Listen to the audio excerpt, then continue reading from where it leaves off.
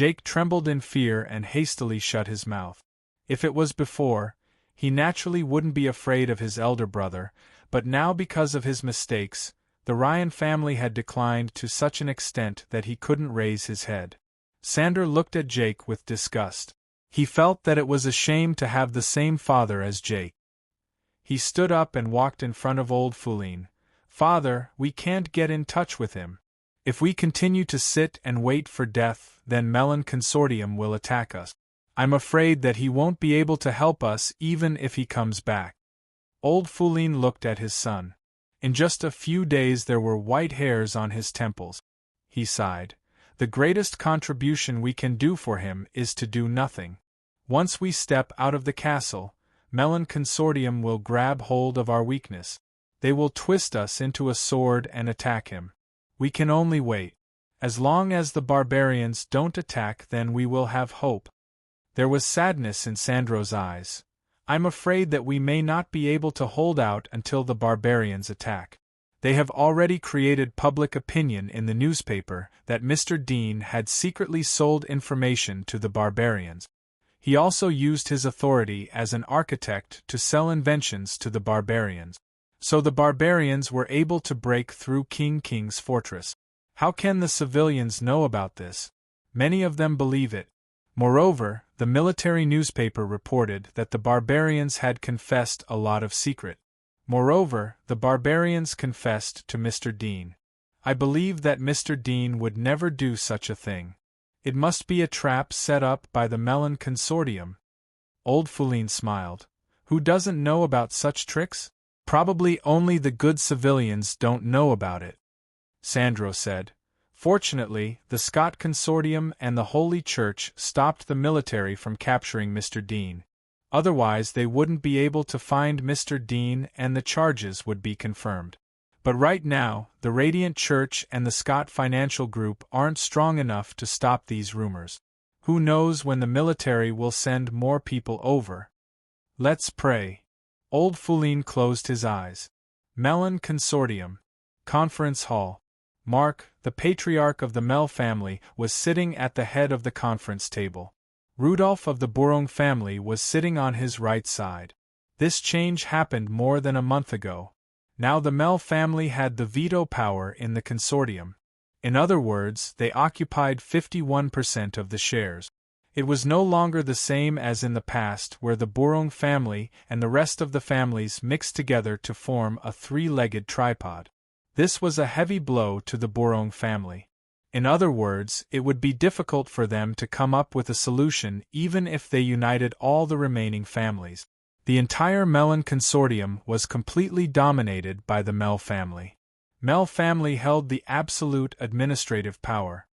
"Patriarch Kenson, your daughter has just turned 16 this year. I don't think she can participate in such a meeting at such an age. Please don't misunderstand, I'm doing this for Miss Sarah's sake. She is so beautiful and intelligent. A girl at her age should be in the piano room or listening to the music of the White Swan," a middle-aged man with a big belly said with a smile. Mark smiled as he looked at Rudolph. Sarah, who was sitting on Mark's left side, smiled. "I think it's an extreme failure to judge a person's talent by age. Not to mention that I'm not young anymore. By the way, my piano skills have passed the 6th grade. I learned it from teacher Jack of White Swan. How is your daughter's practice?" The middle-aged man wasn't angry at all. He laughed and said, "How can my daughter be compared to you? I'm just sad that you were brought to this kind of environment by your father at such a young age. This is a world that will shatter a beautiful childhood. You have to be careful. If the broken thing is fake, then I don't need it." Sarah Mel smiled indifferently. Her tone was very calm, there was no trace of restraint. Everyone's eyes flashed as they quietly observed the girl who rarely entered their line of sight. "Well, let's get down to business." Mark clapped his hands. "According to the information we have gathered, the barbarians will launch an attack in 1 or 2 days. It's time for us to act." A man who was sitting next to Rudolph asked, "Our consortium can inquire about the military decisions of the barbarians?" Mark smiled. There is nothing we can't inquire about as long as we are willing to spend money. Our consortium has lost a lot of people and money in order to get this information, but everything is worth it. Rudolph was expressionless. Money doesn't mean power. Maybe he wants revenge? No, impossible. Jenny stared at him. I know him. He wouldn't do such a stupid thing. Rudolph indifferently said, Nothing is impossible. He has been in Thornflower Prison for more than 3 years. Who knows what kind of changes have occurred in his mind in such an environment? If you say that he doesn't hate me, will you believe it? Will I believe it? Hearing this sharp rhetorical question, Jenny was a little absent-minded, but very quickly, she focused her gaze and looked at her father seriously. Hate. He will hate you. He should hate you. You wronged him. But even if he wants to retaliate against us, he won't use such means. How many casualties will it cause? He can't be so cold-blooded. I believe him. Rudolph raised his eyelids and stared at her eyes.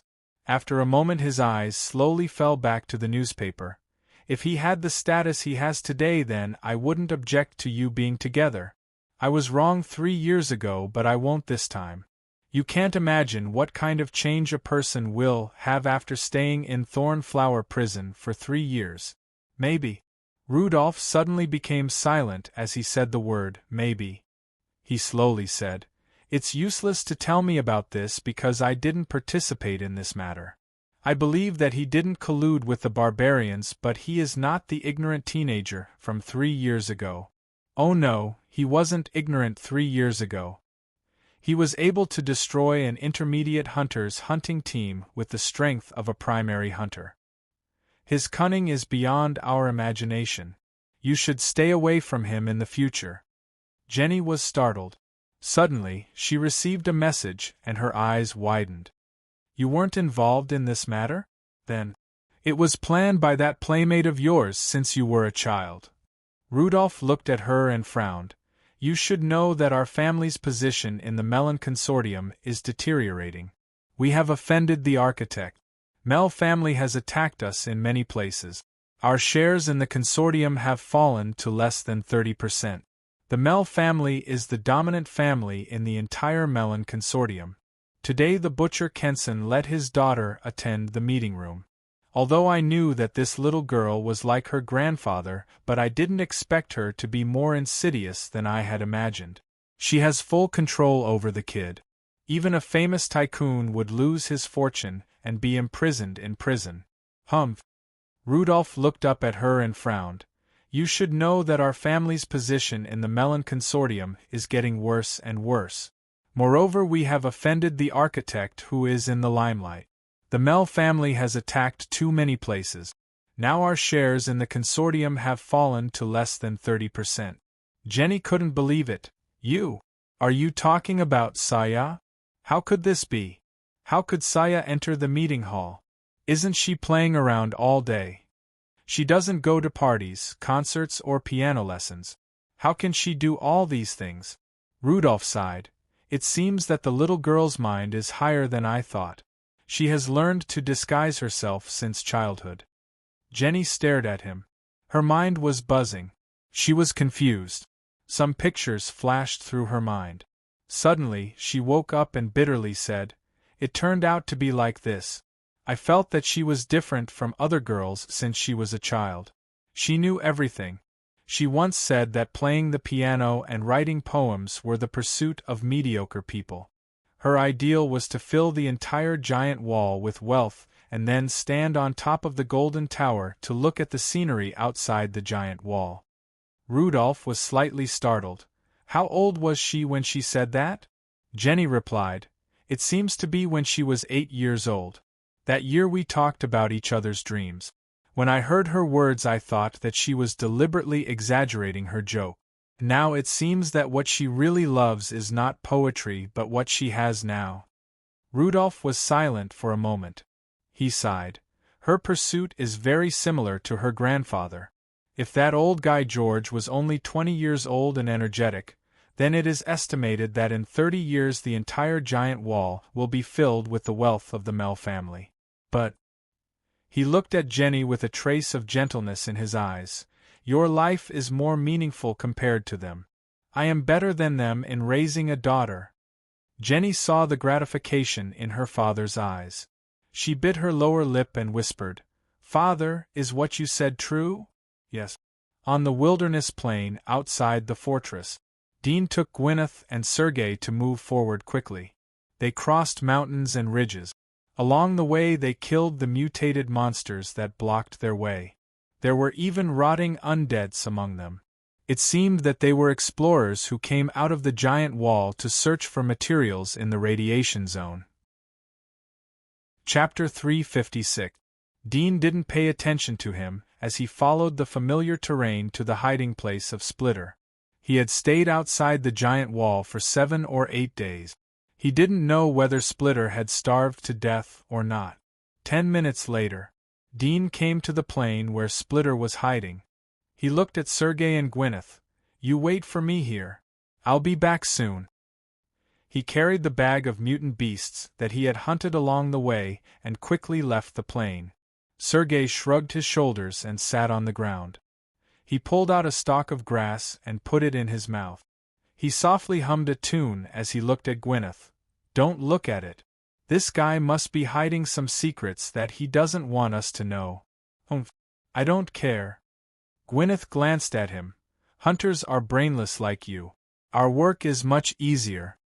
Sergei raised his eyebrows. "Like me? If they were all like me, they would have wiped out your stupid magistrate's court a long time ago. There are so many bad guys in the world, but you don't catch them. Instead, you catch us, who have no background or backing.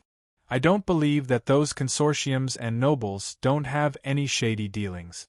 You guys know this too, but didn't you turn a blind eye to it? You waited until the truth was exposed before putting on a show." Gwyneth sneered. "Ignorant. That's why I'm fearless." Sergei pulled out the stalk of grass from his mouth and stabbed forward.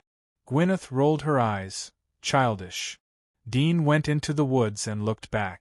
He saw that Sergei and Gwyneth didn't move. He went to the abandoned building behind the wood. He looked at the bottom of the building and saw a faint red dot. He was relieved. He jumped into the basement and saw the tungsten cage. Splitter was sleeping inside. It slightly raised its eyelids when it heard Dean's movement. "I knew that you wouldn't starve to death so easily." Dean smiled. He opened the backpack and took out the mutant beast. He cut it and threw it into the cage. Splitter's spirit was aroused as soon as it smelled the blood. It opened its mouth and pounced on the bloody corpse of the mutated beast. Dean saw its panicked appearance. He smiled as he fed it. "I'll take you outside the giant wall to play. Your younger brothers and sisters are stronger than you. I'll raise you to waste." The little Splitter was engrossed in eating. It didn't pay attention to the human's mutterings. Dean didn't stay long after feeding the Splitter. He went out of the woods and returned to Sergei and Gwyneth. Both of them had their backs to each other. It seemed that they didn't want to see each other. Dean said, "Get ready to go." He looked at the sky above his head. His eyes flashed as he took the lead to go to a place in front of them. Sergei patted his butt and followed them. He looked at Dean. "Master, why are you always looking at the sky? If it rains we will find a place to hide. What is there to worry about? You can't avoid some rain." What do you mean? Can you not beat around the bush when talking to someone with my IQ? Dean ignored them and moved forward quickly. It didn't take long for him to reach the hill he had passed last time when he returned to the fortress. He turned around and came to a steep wall on the top of the hill, which was covered with moss. He looked at it for a moment and then reached out to explore it. "Master, you are—" Sergei didn't finish his words as he saw Dean push away the moss-covered rock wall.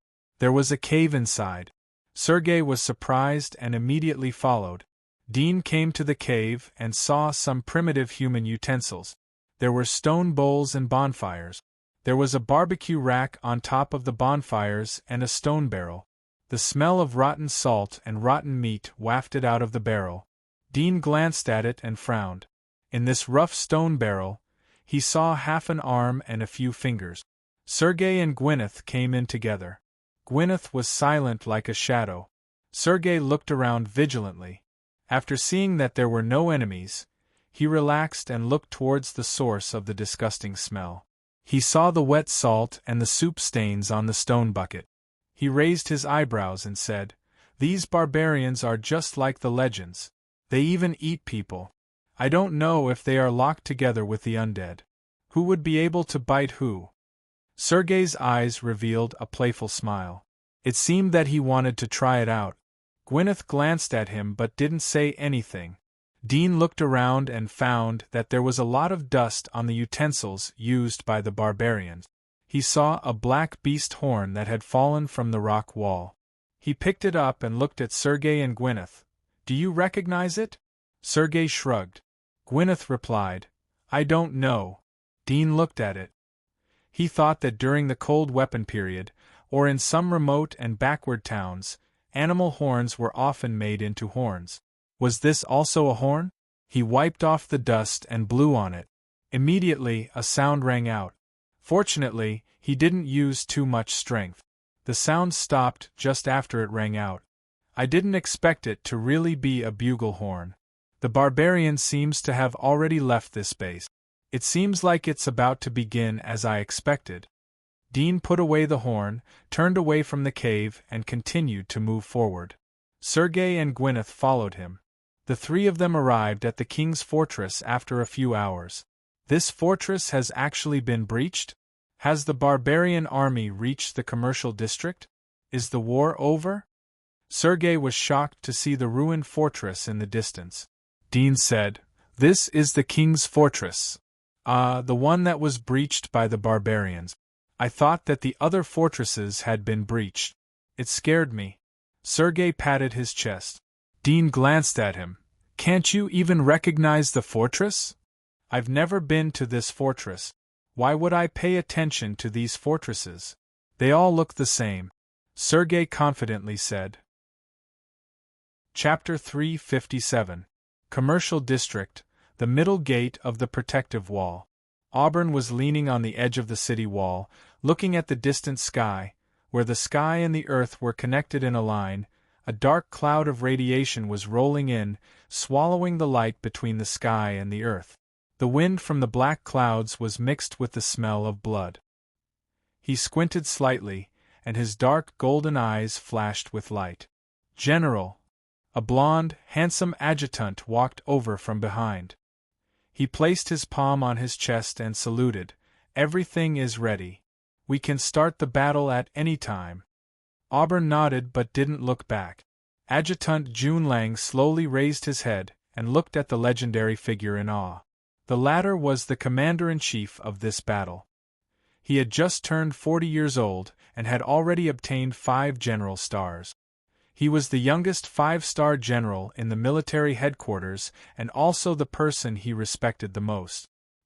He considered his words and said in awe, "General, will these barbarians really attack in the next 2 days? They have occupied the Red Maple Mountain Range for 7 or 8 days and have not made any move. In my opinion, they can enter the stronghold. There are abundant water sources and resources here. Are they satisfied?" Auburn slowly replied, "I also hope that they know how to be satisfied. But if these beasts are satisfied, then they won't sacrifice so many people to capture the fortress. They won't break into our territory. Their appetite won't be satisfied with this place.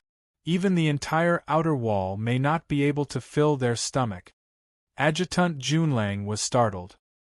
He lowered his head and said, "If they want to attack, will they attack from the slums or the protective wall of the residential area? We don't have too many troops there. I'm afraid that we will lose our defense if they attack from there." "Don't worry. We have the boundary wall. Even if they break through the residential district and the slums, it will be useless. Instead, they will fall into a more disadvantageous environment." Auburn calmly said, "Go and check the barracks again. Tell them to be alert and get ready for the war." The war will begin when the thunder sounds. Thunder? Adjutant Junlang was startled. He was puzzled. Suddenly he thought of something. His face slightly changed as he retreated. Outside the fortress, near the giant wall, a group of knights in silver-white armor appeared in front of a stronghold. Among them, a handsome youth of 16 or 17 suddenly twitched his nose twice. His expression greatly changed as he quickly ran forward. Seeing this, the captain frowned slightly and called for the others to follow. Very soon, everyone arrived in front of the stronghold. Their expressions changed and turned a little ugly. Bastard! It's really as the intelligence said. They were completely wiped out. Damn bastard! A few of the team members started cursing.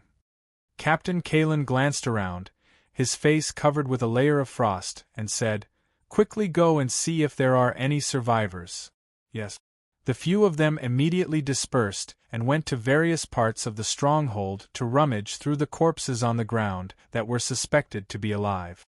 A few minutes later, the handsome youth shouted from a high wall of the stronghold, "Captain, come quickly! There is a survivor here." Kalen, who was rummaging through the corpses, quickly put down the corpses in his hand. He turned around and ran to the side of the handsome youth. He saw that the handsome youth was holding a primary knight of light in his arms. The latter's neck had a deep bloodstain. He didn't know how he was still alive. Kalen was surprised and happy at the same time. He quickly took out a bottle of water from his waist and handed it to the youth. "Wake up! Who killed you?" "We are the people from the investigation team." The young knight, whose throat had been cut, weakly opened his eyes and uttered a few indistinct grunts. Kalen quickly put his ear closer to the youth. "Yes." The voice stopped abruptly. Kalen waited for a few seconds but didn't see any follow-up. He couldn't help but look up and saw that the youth's neck was crooked. He was dead. Ah, bastard! Kalen was going crazy. He punched the ground. The handsome youth's face turned ugly. He slowly put down the corpse and said, "Captain, this person only has a wound on his throat. The rest of the corpses are full of wounds. When I found him, there was a person on top of him. I think it is because of this that he was not confirmed to be dead. The murderer is so meticulous. After killing them, he still calmly confirmed to be dead.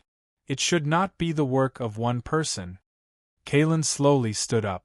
The other team members also quickly ran over and reported, "Captain, there are no survivors.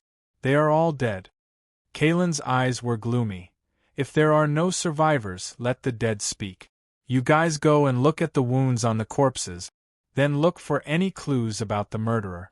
Cole, remember the smell of the scene. When we find the suspect, you will confirm it." "Yes." The handsome youth solemnly nodded. The other team members also went to do their own things. "Captain." Suddenly a woman's voice echoed from the distance. "There is a clue." Kalen was startled for a moment before his eyes lit up.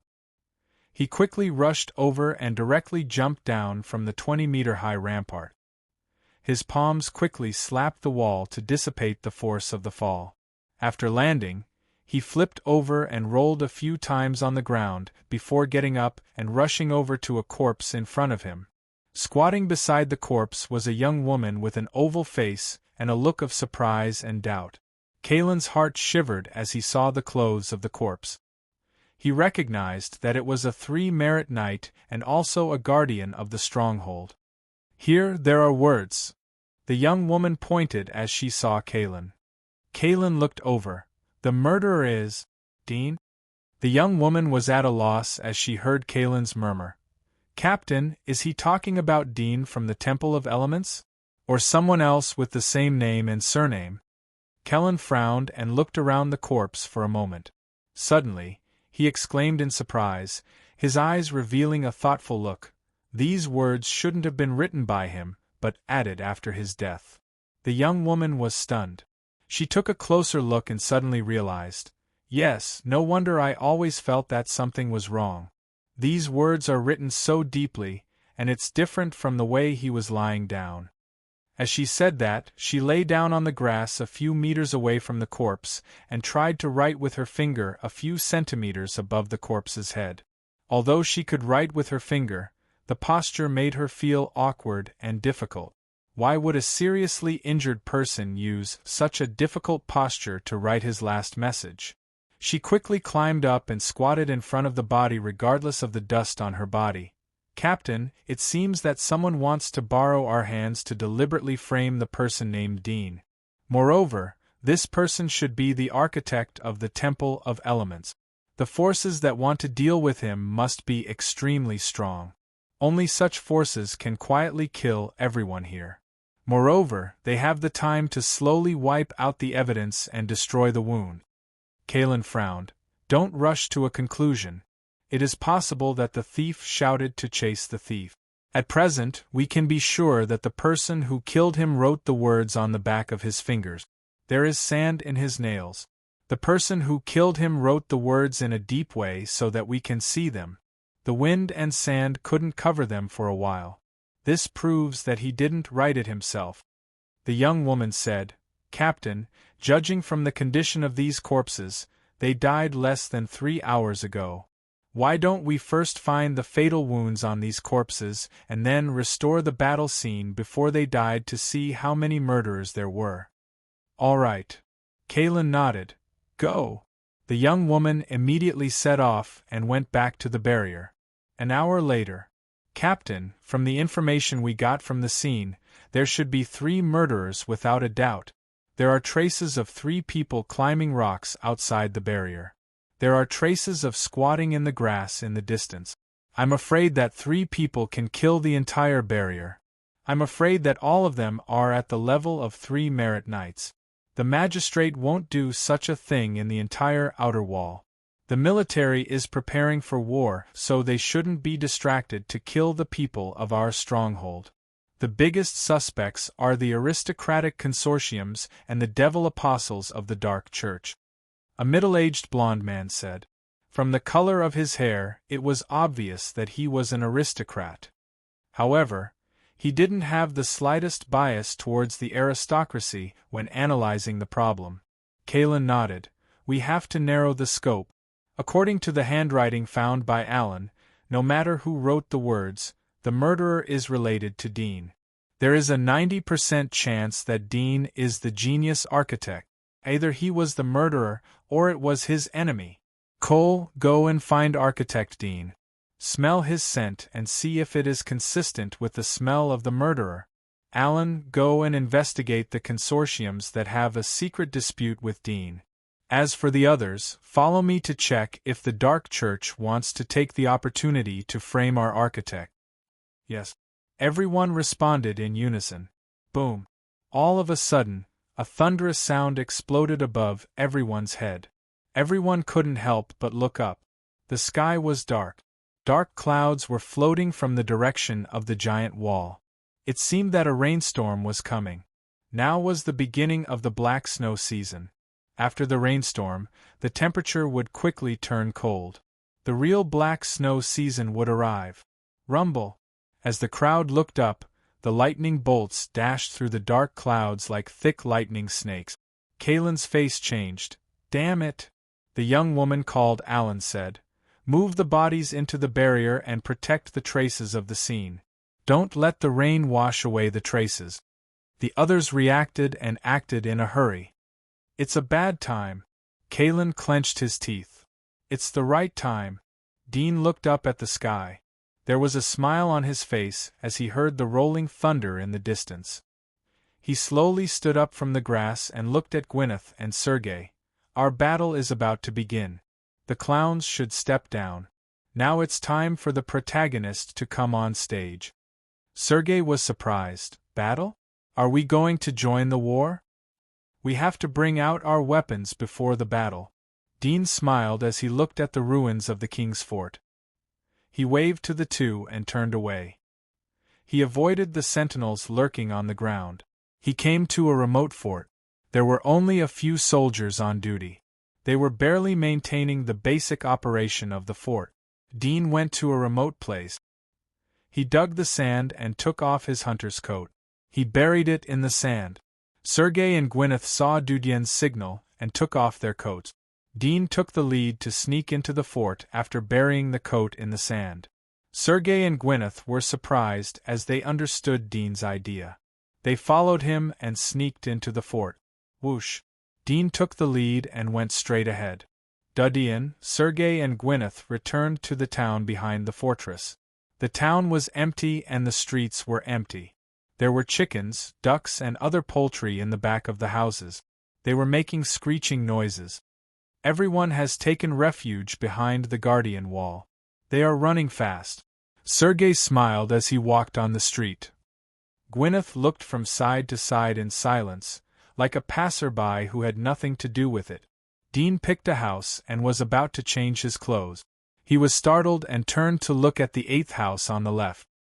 His brows suddenly wrinkled as if he suddenly noticed something. He immediately turned and walked toward the house. Sergei and Gwyneth were startled as they followed him. Dudien kicked open the door of the house and entered. He quickly found a corridor leading to the basement. He jumped down and saw a few linen bags piled up in the corner. There was a barrel of wine on the other side. Everything seemed to be normal, but he saw 2 red lights in the linen bags.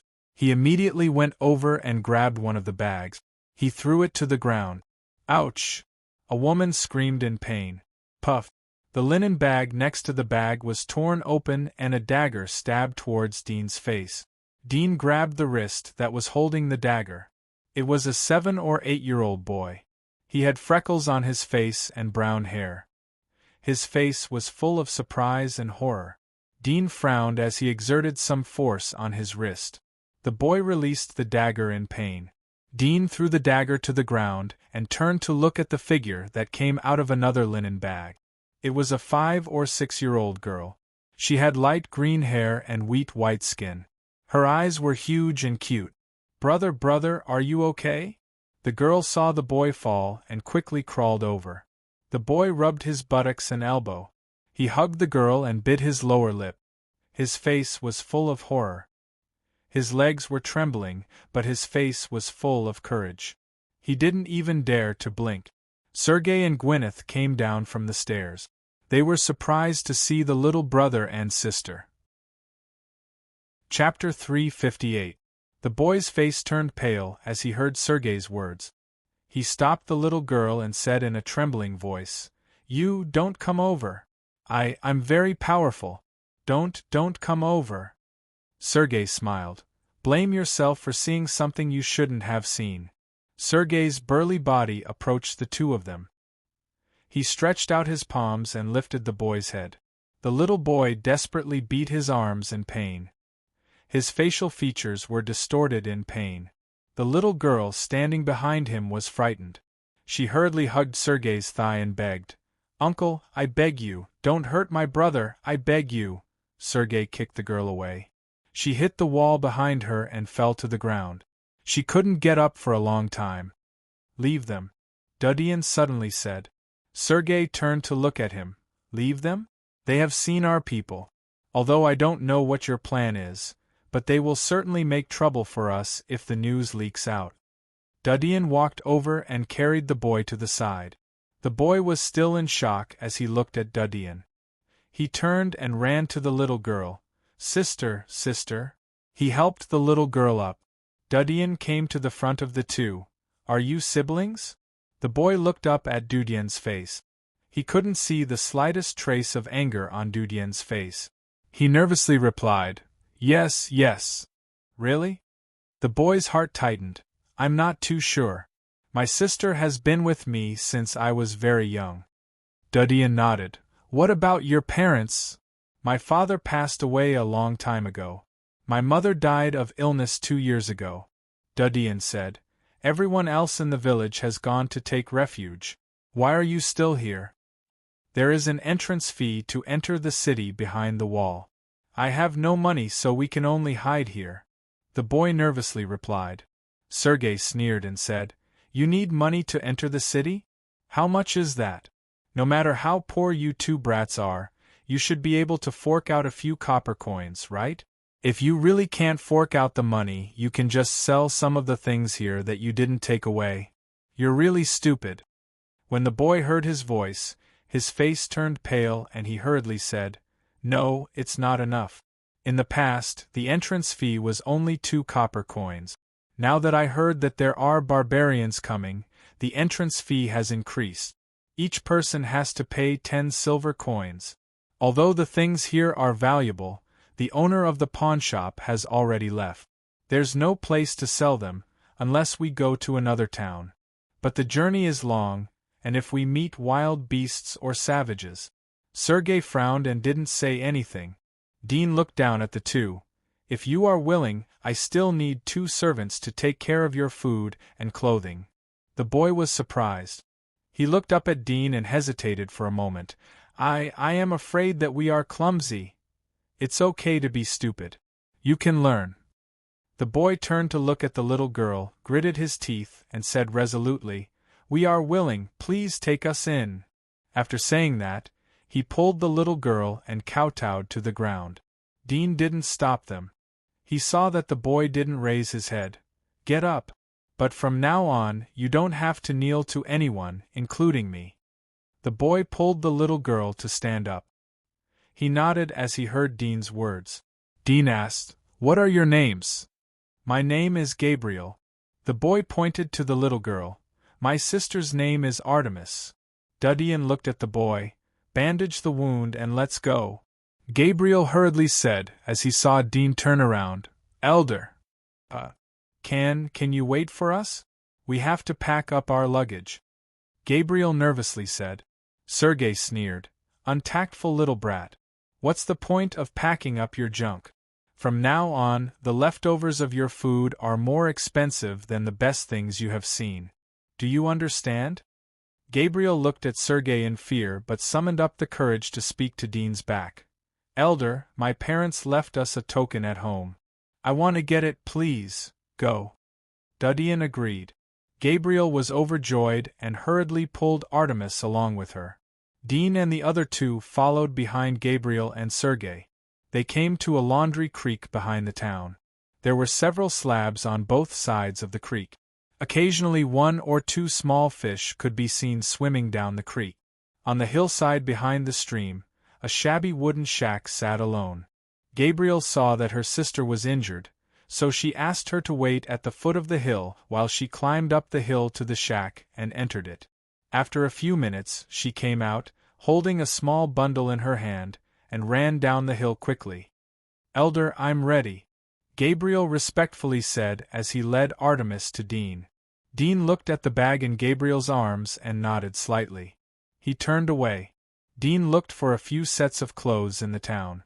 He asked Sergei and Gwyneth to carry Gabriel on their back. They quickly went to the left gate of the guardian wall. Dean smeared a little charcoal on his face, pressed the bridge of his nose, and gently pulled it down. With a click, the bridge of his nose collapsed, and his whole appearance suddenly changed greatly. He looked mediocre and inconspicuous. Sergei and Gwyneth also used the same method to adjust their appearance. Gabriel and Hercate were stunned by this skill. Their small faces were full of surprise. "Stop!" The guard stopped Dean and others. Dean was prepared as he took out the badge of the Ryan family. When the guard saw the pattern on the metal, he recognized it as the emblem of a noble family. His expression immediately changed. He bowed and smiled apologetically. "So it's my lord. Please, please." He immediately stepped aside. Dean took the lead to enter the city and rented a small hotel. He asked Sergei and Gwyneth to bandage the wounds of Gabriel and Artemis. "Stay here and don't expose your traces." Chapter 359. The rain finally came. The first rain after entering the black snow season poured down amidst the rolling thunder. The heavy rain instantly became a curtain, covering the sky and the earth, filling the low-lying areas of some dilapidated roads in the slums and residential areas. The people in the slums seemed to be facing a battle of life and death. They blocked the doors with sandbags to prevent the rain from spreading into their homes. No one expected the drainage system, that had not been repaired for many years, to play any role at this moment. All the soldiers on the wall were wearing military raincoat. They were facing the torrential rain in their respective posts. But their line of sight had long been blurred by the rain. It was difficult to see far away. "General, the rain is too heavy.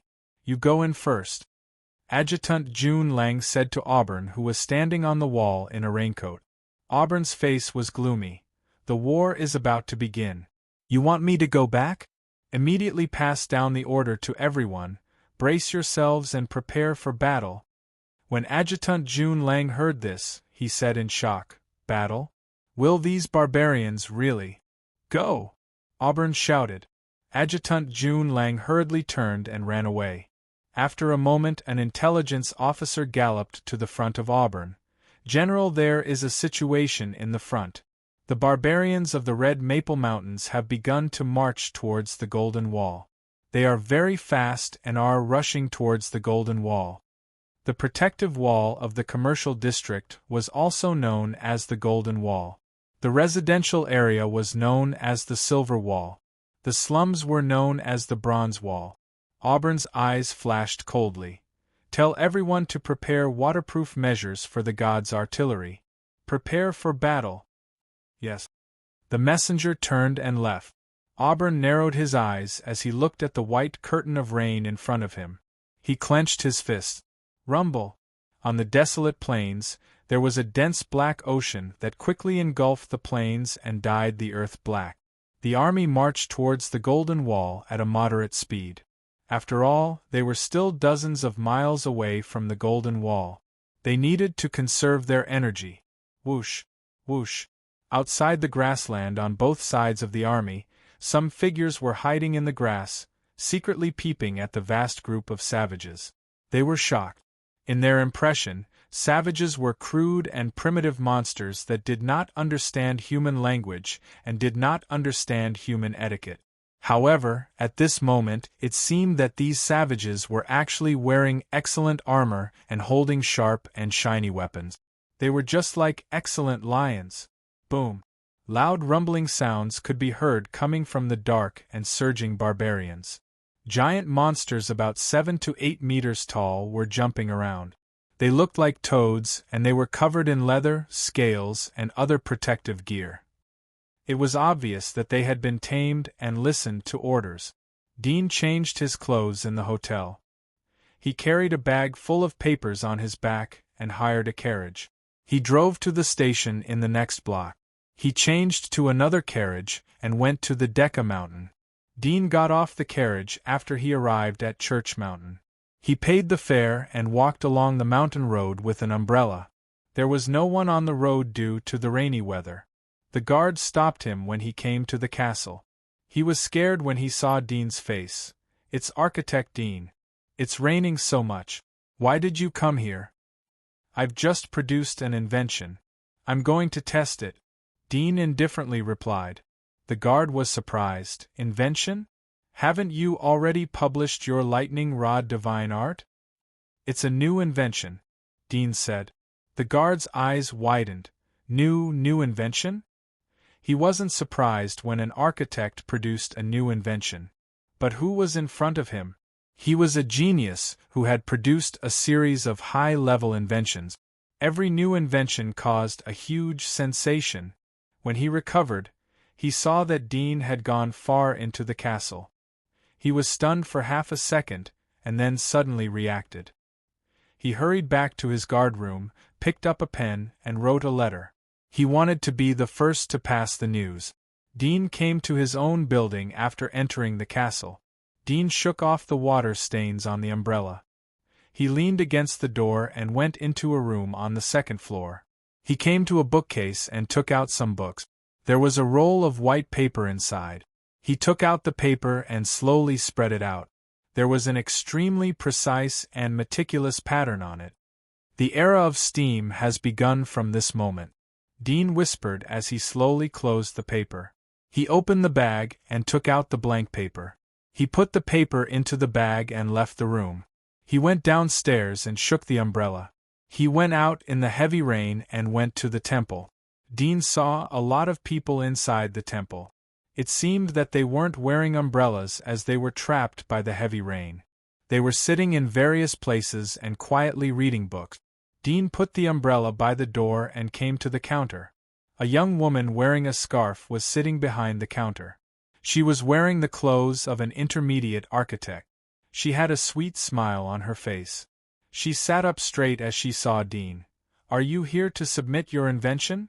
Dean took out the papyrus from the bag on his back and looked at her. "Yes, this is my invention paper." The young woman was stunned when she saw Dean's appearance. Her eyes widened. You are Mr. Dean?" Dean made a hushed gesture and blinked his eyes. "Mr. Dew, can I have your signature?" The girl immediately understood. She was a little excited and carefully took the paper. "Mr. Dew, can I have your signature?" "Yes." After a moment, Dean left the temple after completing the procedures. Chapter 360. The carriage drove into the castle. Several newspaper reporters who were hiding outside the castle were surprised to see the carriage. They were keen to smell the smell of excitement. One of them took out a notebook to record. The door was pushed open. Dudian came down from the carriage with an umbrella. He stepped on the muddy path and entered the castle. The newspaper reporters' eyes widened as they saw the face of Dudian, who had been missing for a long time. They didn't expect that the person who was at the cusp of the storm would appear at this moment. They rushed over and hid in front of the castle. They didn't care about the rain splashing on their hair and suit. They held the notebook and bowed to Dudian. "Mr. Dean, you, Architect Dean, we are Jane." Several people gathered in front of Dean. One of them grabbed the most suitable position. "Mr. Dean, did you secretly negotiate with the barbarians in the past few days? What is the purpose of your cooperation with the barbarians? Is it for money or power? I heard that you—" He didn't finish his words as he was pulled away by a person from behind. "What are you doing, you? I arrived first." "Mr. Dean, you—" He didn't finish his words as he was pushed away by another person. Dean smiled as he saw them scramble. "Don't worry. It's raining outside. Come in with me." They stopped after they heard Dudian's words. Noyce, who was waiting at the door, saw Dudian. He rushed to the edge of the door. "Master, you are finally back." Old Foulin, Crone, Zendral, Jake and others were surprised as they heard Old Foulin's words. They rushed to the door. Dudian stepped on the steps and put away the umbrella. "Let's go inside." He shook the umbrella and handed it to Noyce. "You are back." Old Foulin had just stood up but hadn't reached the door yet. He saw Dudian, who was surrounded by the crowd. There was a trace of joy on his old face. "Why didn't you send a message so that I could send someone to pick you up?" Dudian smiled. "I've said that I'm just going to study new inventions. I'll come back once I have the result." "What's there to pick up?" Old Foulin was startled. "Don't catch a cold. Lon, go and pour a cup of hot tea for Mr. Dean." "Yes," the middle-aged maid replied. Dudian entered the hall and looked around. He saw that all the members of the Ryan family had appeared in his castle. He looked at Old Foulin. "Patriarch, let them go upstairs first. These friends from the newspaper want to interview me. Jean, give them towels and chairs. Don't let them catch a cold or get sick." "Yes." Noyce nodded. Old Foulin looked at Zendral. "Let the children go upstairs to rest. Don't cause trouble here." "Yes." Zendral looked at everyone in the hall. "Hurry up and go upstairs to rest." Jake secretly glanced at Dudian. He waved to his wife and children and took the lead to go upstairs. The rest of the people followed behind him. In the blink of an eye, the hall was empty. "Here." Noyce handed the hot towels and chairs to the 5 reporters. The 5 of them were pleasantly surprised and repeatedly thanked him. They didn't expect to receive such treatment with their status. Before Dean came back, they were stopped from entering the castle to take shelter from the rain. But now they got the courtesy of a guest. He looked at Old Foulin and said to the 5 reporters, "You have worked hard. Who wants to be interviewed? Ask one by one. My time is limited, so I'll give you half an hour." Each person has 6 minutes. Now, who wants to go first? Old Foulin nodded and said, Who wants to be interviewed? Ask one by one. My time is limited, so I'll give you half an hour.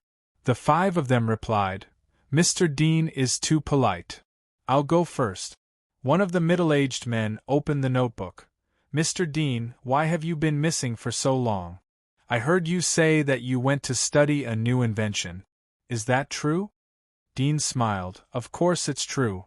I swear by the God of Light that I never lie.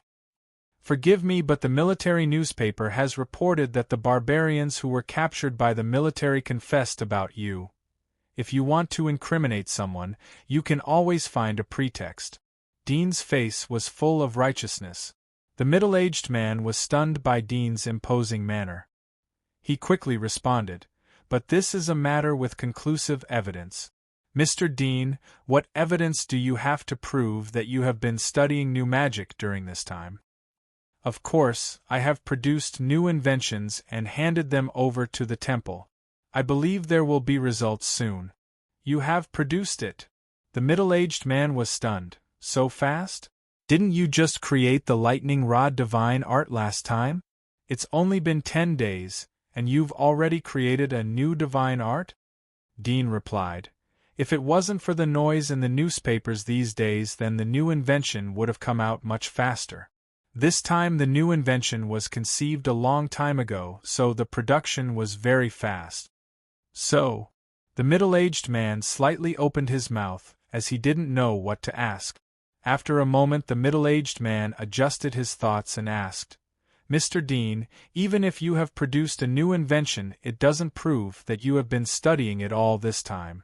I heard that you colluded with the barbarians to get power and retaliate against Melon Consortium. Is that true? I need to correct you before answering your question. I didn't collude with barbarians, and I don't need to collude with barbarians. I have too much wealth to spend. Mr. Dean, I'm sorry, but your time is up. Next. Hello, Mr. Dean, I am a reporter from the Brief Reading Morning Post. I just heard about your new invention. I heard that every time your new invention is published, it will be snapped up by major consortiums. The pre-sale price is extremely shocking. If someone wants to buy your new invention this time, what price will you offer? Legendary item price. This is the lowest price. Thank you. Legendary item price? Mr. Dean, did I hear it wrong? The man was startled. Old Foulin and several other reporters were stunned. They looked at Dudian and suspected that he had made a slip of the tongue. But soon the reporters put away their surprise. They would exaggerate their words to create gimmicks when writing news. It was hard to guarantee that Dean wouldn't use this gimmick to disturb the previous news that was unfavorable to him. The more they thought about it, the more they felt that it was highly possible. Half an hour later, Dean ordered Noyce to give umbrellas to the 5 reporters and sent them away. Dean turned to Old Foulin after the 5 had left. I've read the newspaper. Although the New World Consortium is facing bankruptcy, but it is a time of war, so the bankruptcy filing procedure will be delayed for some time. The money from the sale of the lightning rod will be used to fill the hole. They will pay us back 1,000 times. He had read the newspapers for the past few days when he was in the hotel. The situation was similar to what he had expected. The only thing he didn't expect was that the New World Consortium would go bankrupt and the Ryan family would owe huge debt.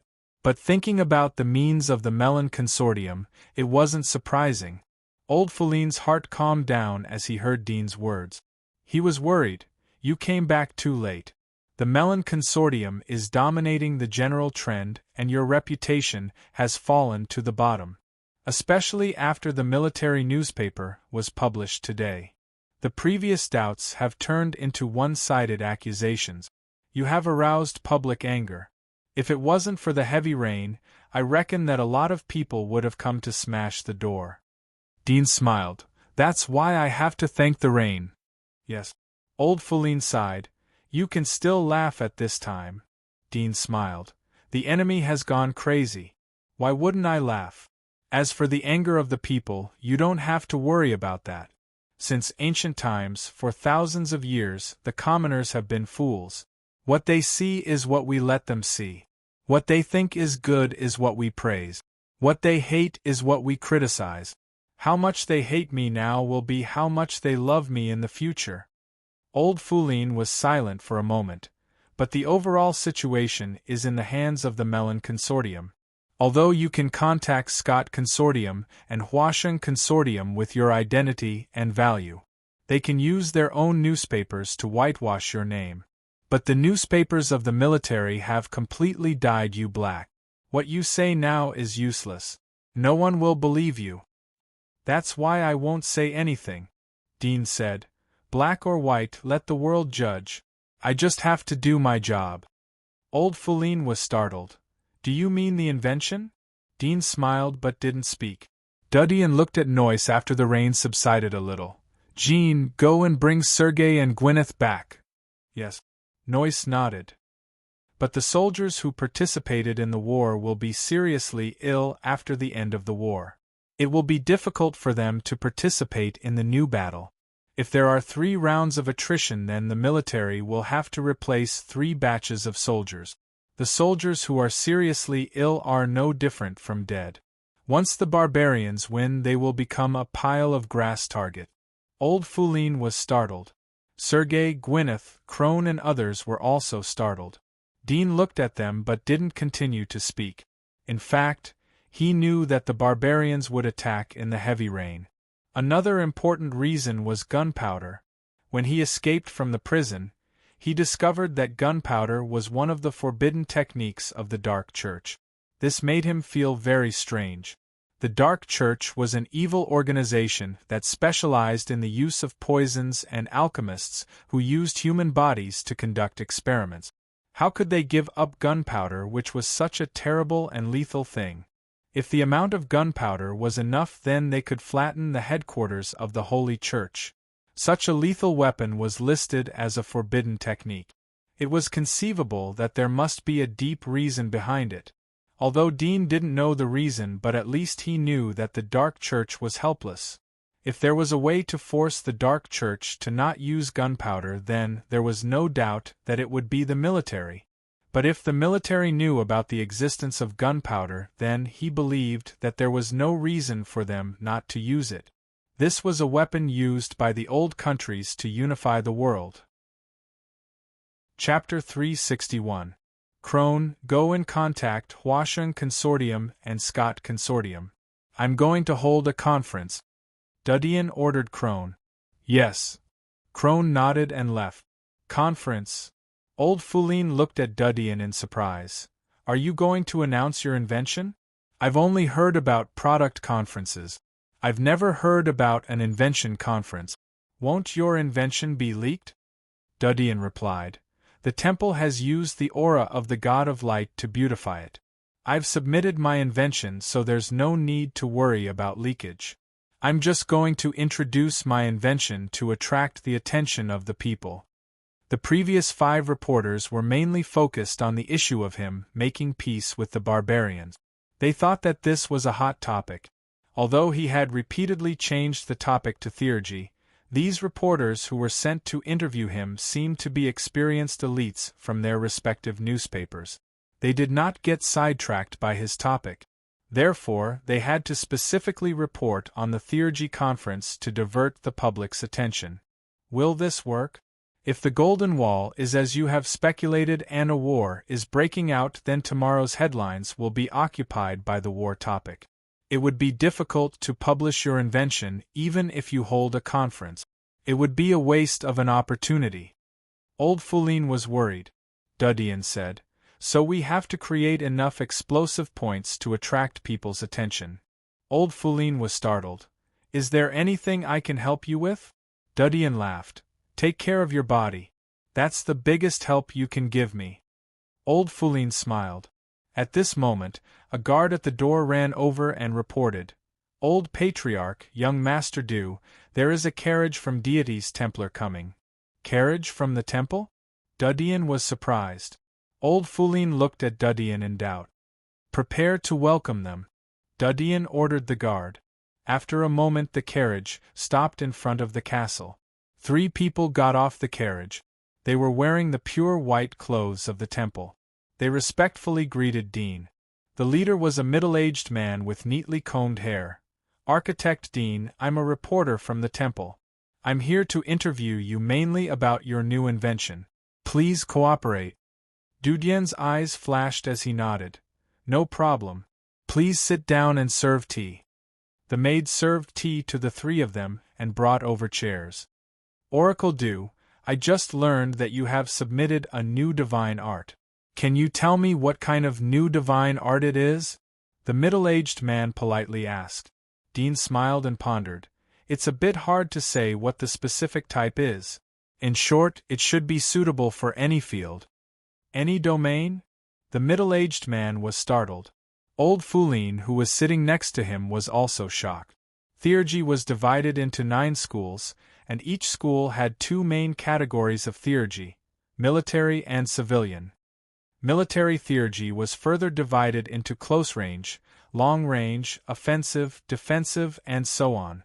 Civilian theurgy was even more diverse, divided into manufacturing, sewing, and so on.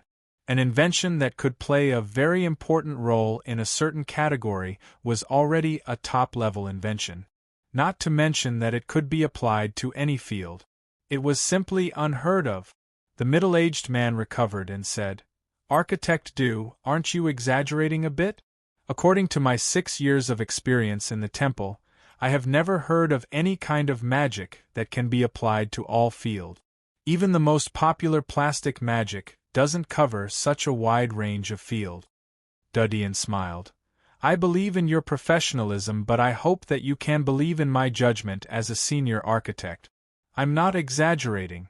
If I have to say which field I'm best at, then it's the military. Especially in large-scale wars, it has an incredible role. It's no exaggeration to say that I can easily slaughter an army of 10,000 as long as they use my invention." Old Foulin and the middle-aged man were speechless. How could a team of 100 people slaughter an army of 10,000? This was a 100-fold difference in military strength, not to mention a frontal massacre. "Are you kidding me?" The middle-aged man was stunned for a long time before he gradually reacted. He couldn't help but say, "Although I believe in your judgment, isn't this a bit too exaggerated? It's simply a miracle. Are you saying that what you created is a legendary military magic?" Dean replied, "The temple will judge whether it is a legendary item or not. But I believe that the power of my invention is not inferior to other legendary items in the military field." The middle-aged man choked again. Old Foulin was shocked when he heard Dean's words. Dean's current status meant that he couldn't speak nonsense. Once he deliberately exaggerated and created gimmicks, it was estimated that the whole castle would be flattened in an instant. Even if the magistrate came out to maintain order, it would be difficult to stop the surging anger of the people. Middle-aged man saw Dean's confident expression. He hesitated for a moment but signaled to his assistants to record Dean's words. He continued to ask, "Architect Dean, have you thought about the name of the new invention? What should we call it?" Dean thought for a moment. "Let's call it Steam." "Steam?" The middle-aged man was a bit surprised, but he still nodded and continued to ask, "Well, then may I ask, did you have a hard time researching steam magic?" "Yes, it takes a long time. It's a very complicated process." "Did you come up with all your divine incantations yourself?" "Yes." "Did you ask anyone to help you with your invention?" "No." The interview lasted for more than half an hour. The middle-aged man and his 2 assistants said goodbye to Dean and Old Foulin. They got into the carriage and left. "They didn't ask anything about your disappearance. It seems that the old saying 'rumors stop at the wise' is very reasonable." Old Foulin looked at the middle-aged man and the others leaving. Dean calmly replied, "It's not that they didn't ask, but they came to help me to restore my momentum." "Help you?"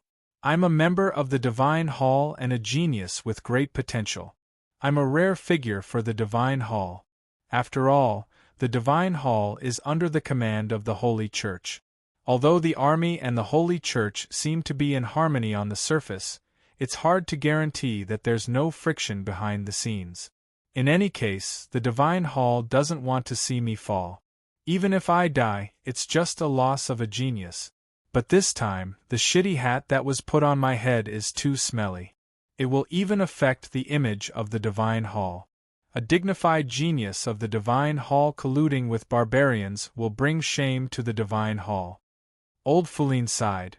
Indeed, no wonder the weather is so bad.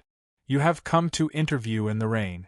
Although the war will occupy the main cover, but at least there will be a page for you. Dean narrowed his eyes. I don't want just a page. Outer edge of the commercial district. On the Golden Wall, under the lead of the captains of each battalion, rows of soldiers quickly ran up the city wall along the steps behind the city wall. The rain was pouring down, and everyone had a layer of military raincoat draped over their armor. However, in this urgent battle situation, it was inevitable that the rain would splash on their faces, necks, and hands holding weapons as they ran. It was just that the commotion outside the city wall was fierce, and the situation of the battle was urgent, so no one had the time to pay attention to the splashing rain. Ow! Ow! Chapter 362. Auburn's face was gloomy as he looked at the approaching army in the rain. His eyes under the helmet were full of coldness. Pass my order to the Godfire Division. Once they enter the firing range, immediately start the cannon. Be sure to kill the giant frog. Don't let them jump up. Yes. Adjutant Junlang quickly turned and left. Roars could be heard from the bottom of the high wall. After a while, the barbarian army rushed into the trap area outside the Golden Wall. Immediately, a large number of barbarians fell into the trap and died.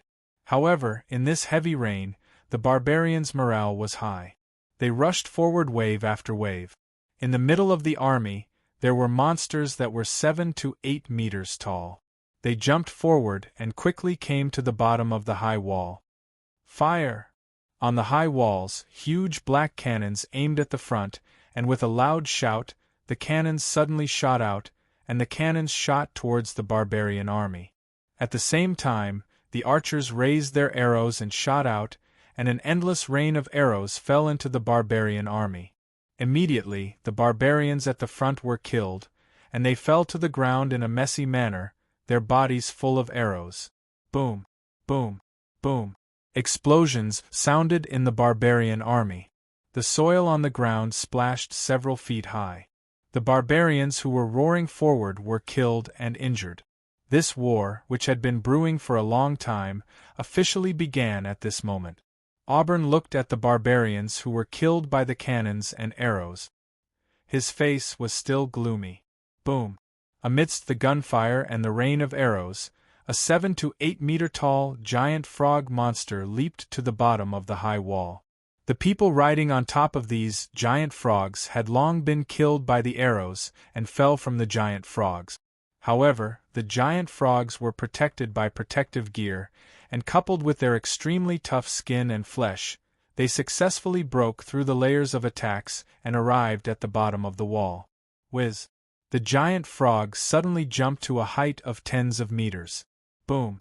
On the high wall, the two cannons turned around and aimed at the body of the giant frog. They suddenly opened fire, and the moment it jumped up, the cannons hit its chest and exploded. The impact immediately knocked it away, and it fell on its back. There were 2 holes in its chest, and blood flowed out. After it fell to the ground, its legs twitched slightly, but it couldn't get up again. It was obvious that it wouldn't survive. Even so, the soldiers on the high wall were so scared that they broke out in a cold sweat. If such a giant creature were to rush up the high wall, during the time it took to kill it, it would definitely delay its attack, allowing the barbarians and giant frogs to close in. At the same time, various consortiums in the commercial district, as well as the Holy Church, the magistrate and other forces, received 2 pieces of news one after another. The first news was that the genius oracle, who had recently been in the limelight, had developed a new divine spell. The 6 consortiums who got the news immediately sent people to Dean's castle to prepare gift. They were ready to visit Dean to discuss the advance purchase of the new invention. Of course, the Melon Consortium was not included. Mel family. In the ancient castle. What did you say? Did he appear? How is it possible? Didn't he go outside the giant wall? Did he sneak back? Sarah Mel was surprised as she looked at the short-haired maid Lisa in the spacious dark red office. Lisa bowed her head. There is no news from the people in the giant wall passage. It is possible that they were delayed by the rain and couldn't get back in time. Impossible. Sarah frowned. The carrier pigeon was the moon crow. Even if there is heavy rain, it won't affect the moon crow's flight.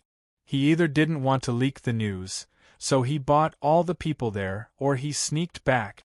She suddenly thought of something. She took out a map from the drawer and spread it on the table. This map was the map of the outside of the giant wall. It covered the hunting areas of various consortiums as well as the 12 entrances to the giant wall passage. All of them were marked with gray areas. The closest passage to the Death Passage is the Scott Consortium's passage. If we go directly from here, we will enter the first hunting area of the Scott Consortium. There are monsters above level 20 in there. If we take a detour, then we will be blocked by the Ghostfish River.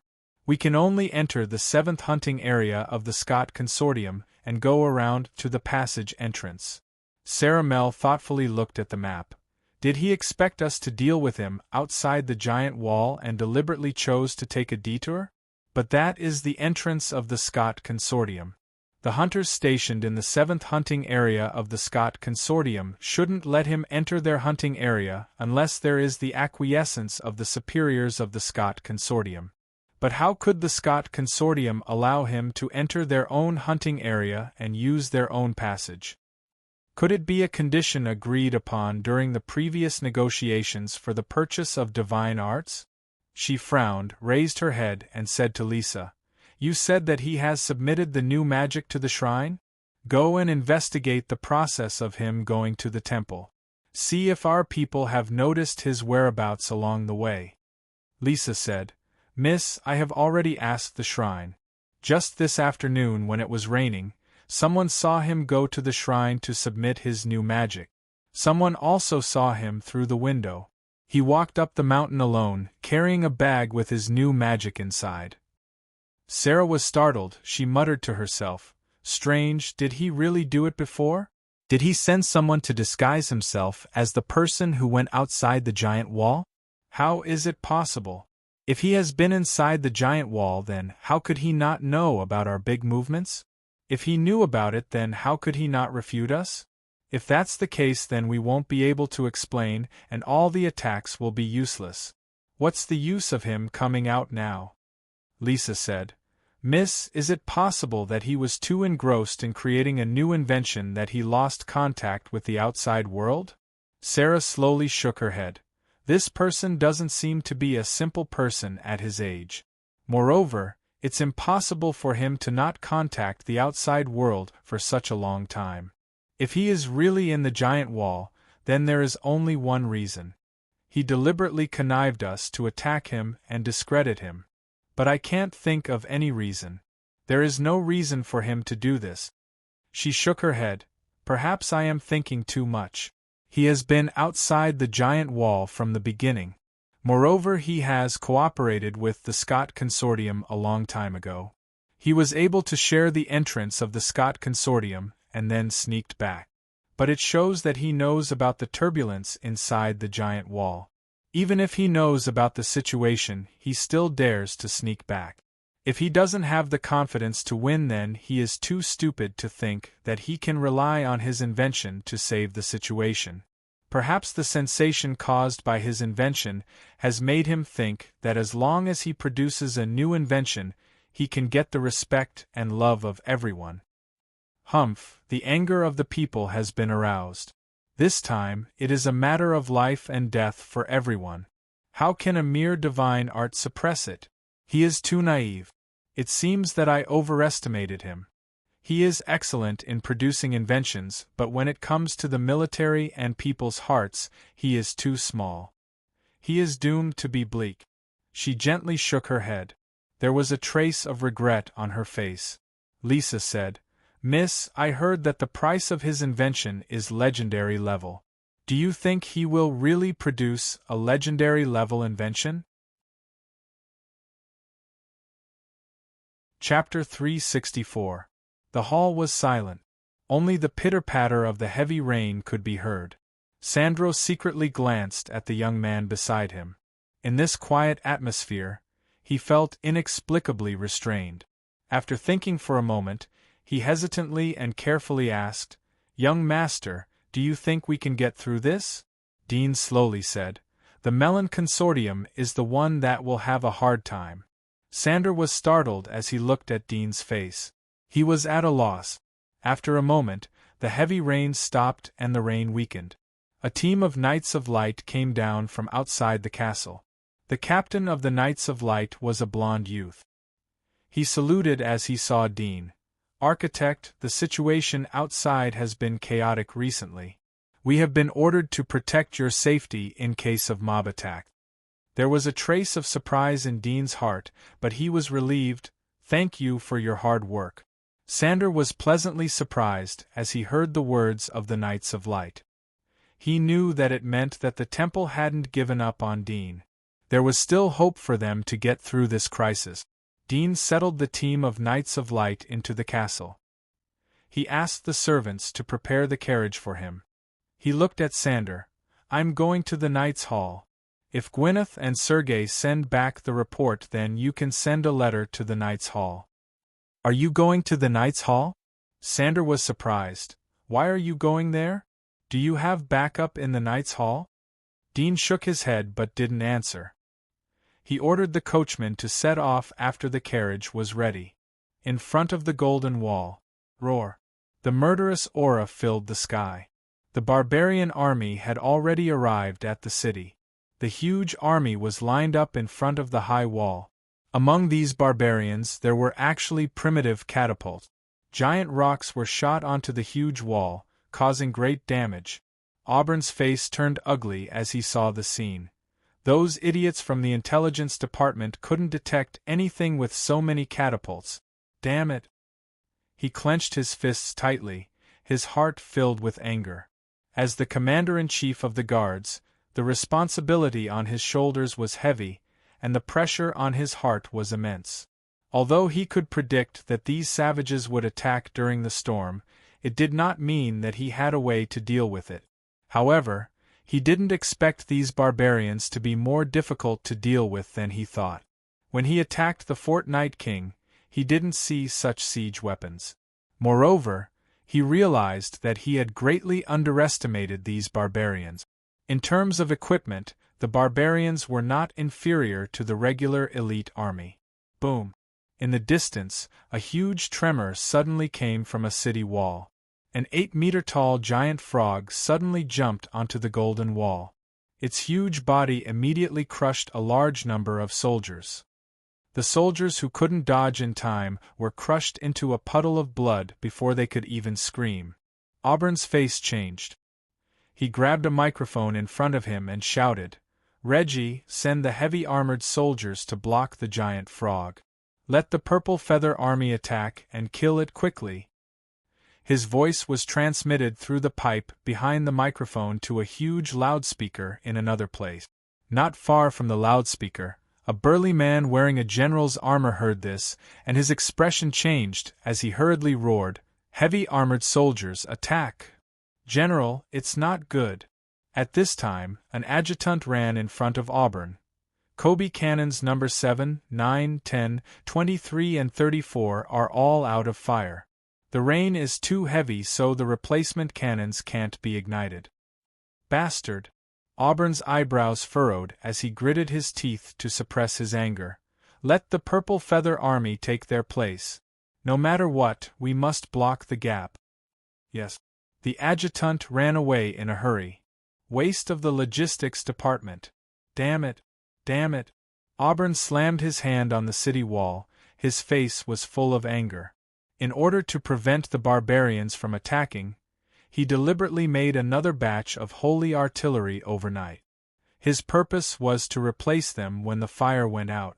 But he didn't expect that the holy artillery would be withdrawn from the battlefield before the war was over.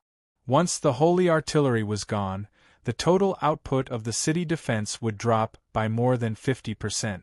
It would be difficult to stop the barbarians' fierce attack by relying on archers and giant stone tools. The rain was still falling. In front of the golden wall, blood and rain mixed and dyed the earth red. The savages rushed to the bottom of the wall ferociously, but they were turned into hedgehogs by countless arrows. Wave after wave of savages stepped on the dead bodies of their companions and climbed up the wall. Their ferocious fighting spirit frightened the soldiers on the wall. For the first time, they felt the terror of these savages that they had banished to the barbarian radiation zone. Dean arrived in front of the Knights' Hall by carriage. There were very few vehicles on the street. There were no passers-by.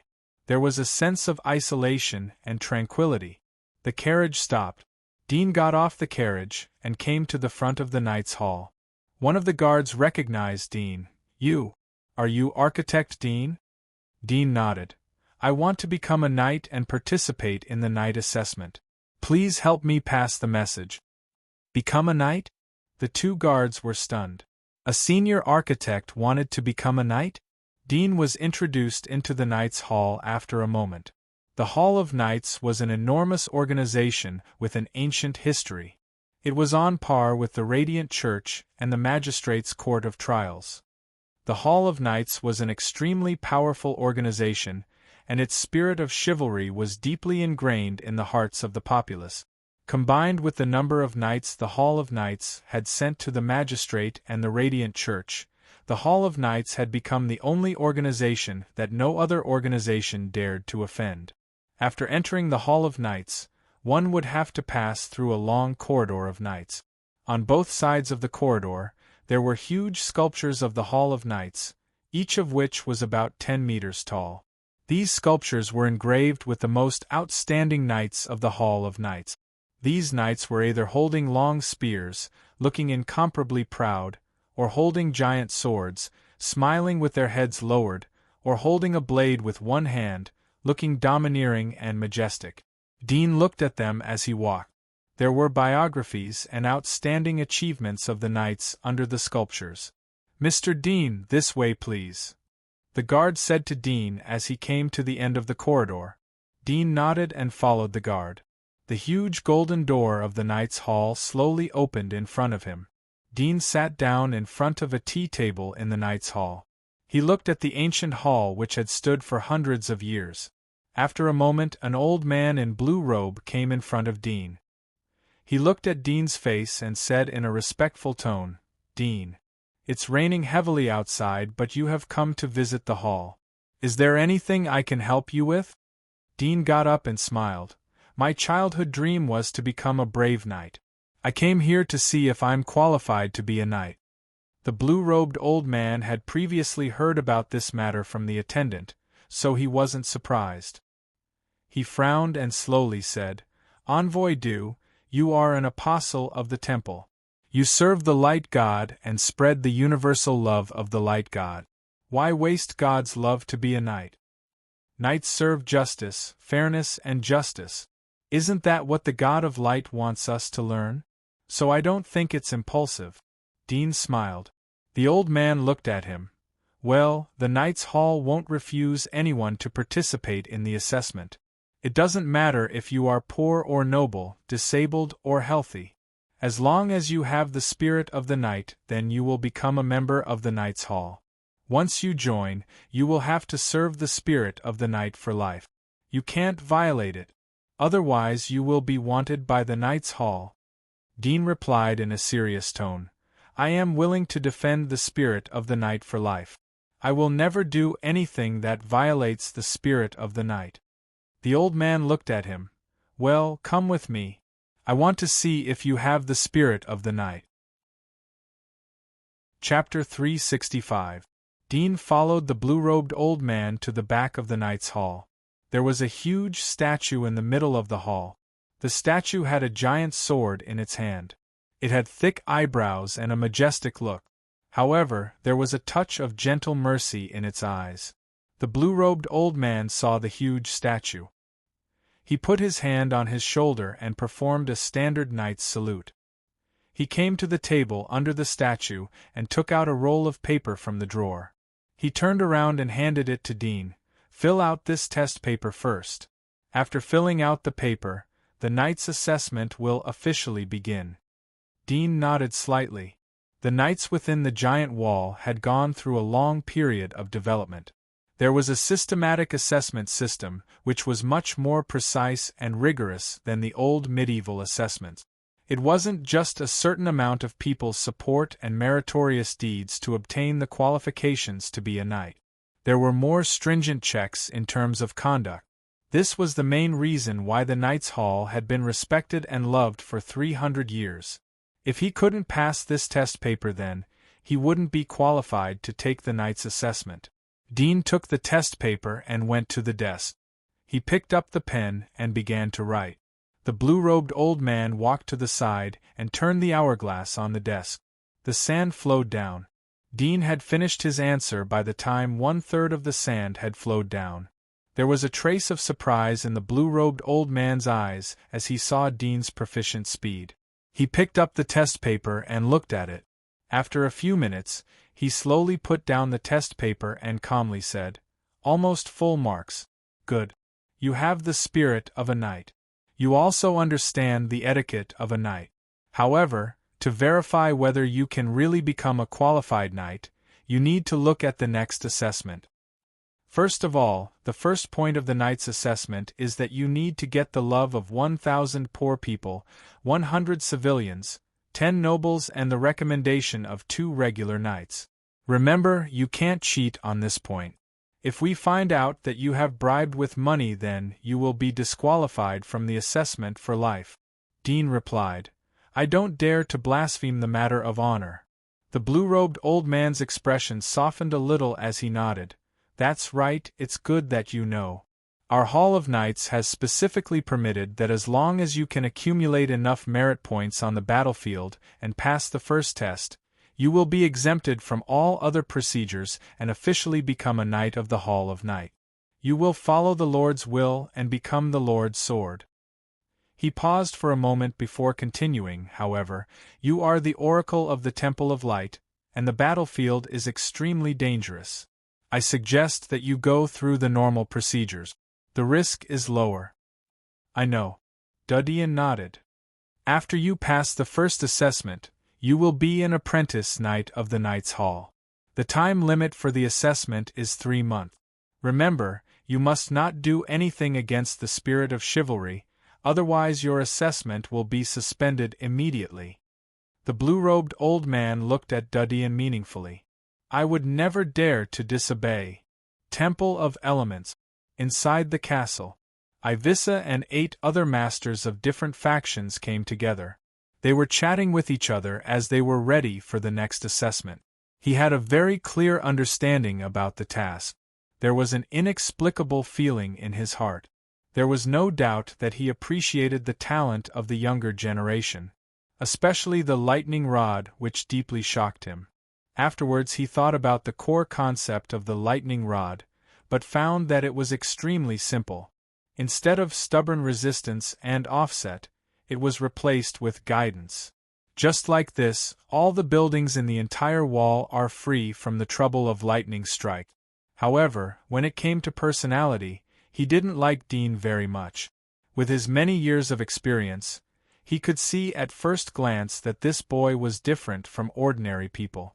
There were too many things in his eyes, ambition, arrogance, and many things that made him feel uncomfortable and even afraid. Intuition told him that he should stay away from this person. Although many people in the temple didn't believe that the extraordinary youth would collude with the barbarians, but he felt that it wasn't necessarily the military taking the opportunity to attack him. Perhaps it was true.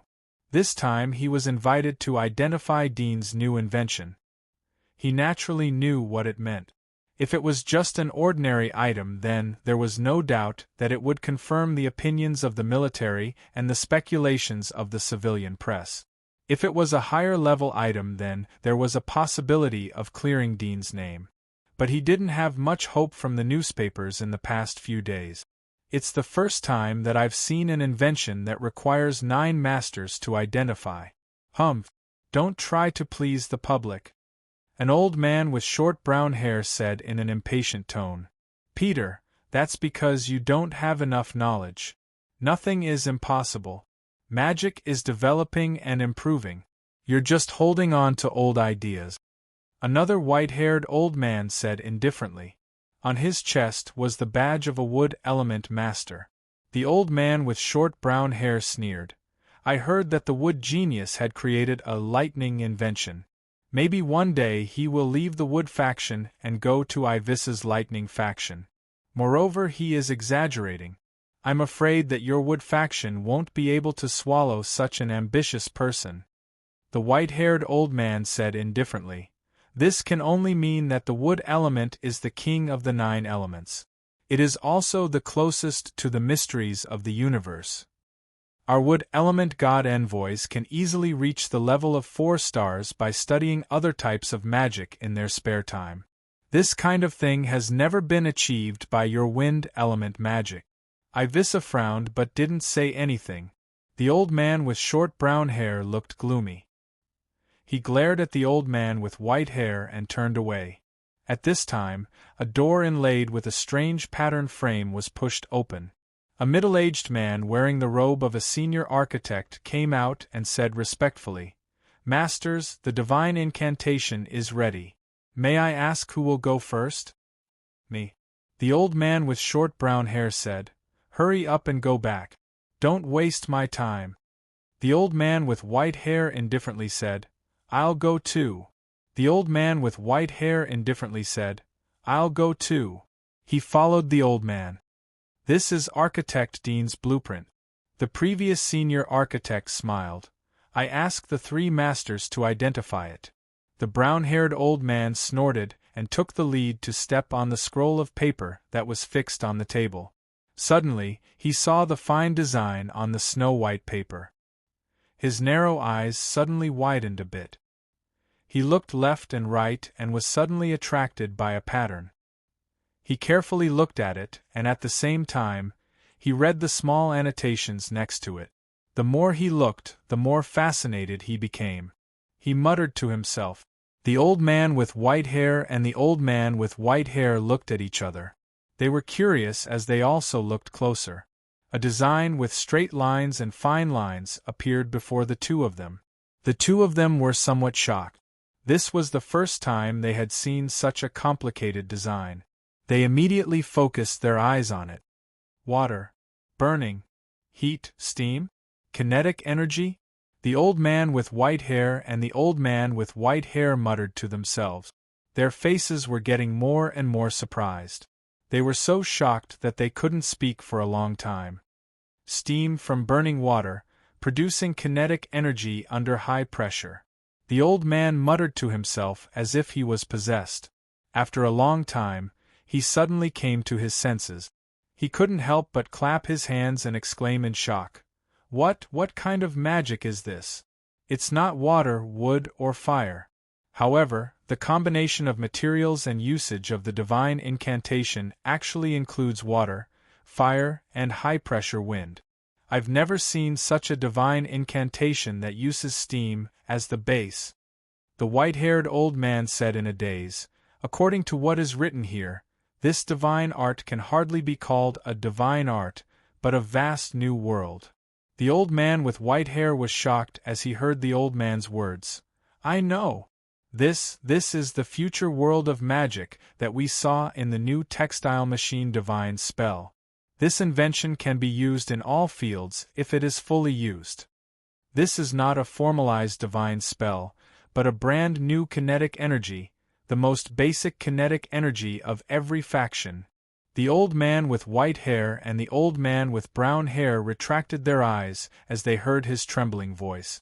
They looked at each other and saw the shock in each other's eyes. As masters of the invention, they deeply understood what it meant to have a new kinetic energy.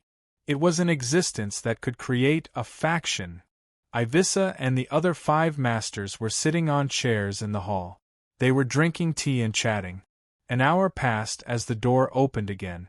Ivissa looked inside, and was surprised to find that the faces of the 3 people who had entered were full of emotion. "Is it a good novel invention?" Ivissa's heart was moved. "Peter, what do you think of this invention?" Another old man looked at the old man with brown hair and asked. The old man with brown hair looked at him and sighed. He shook his head slightly. "You can see it yourself. In short, I am convinced." Everyone present, including Ivissa, was surprised as they heard the words. How could a master of magic be impressed by it? Chapter 366. Time passed.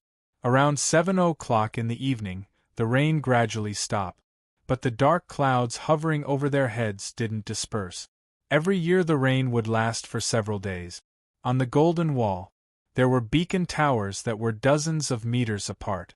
Flames were burning. The fuel was stone beast oil and sycamore wood. They were special products of the military. The flame lasted for a long time and wasn't easy to extinguish. The majestic wall was brightly lit. Teams of soldiers ran along the steps to the wall to replace their posts. Auburn simply had dinner.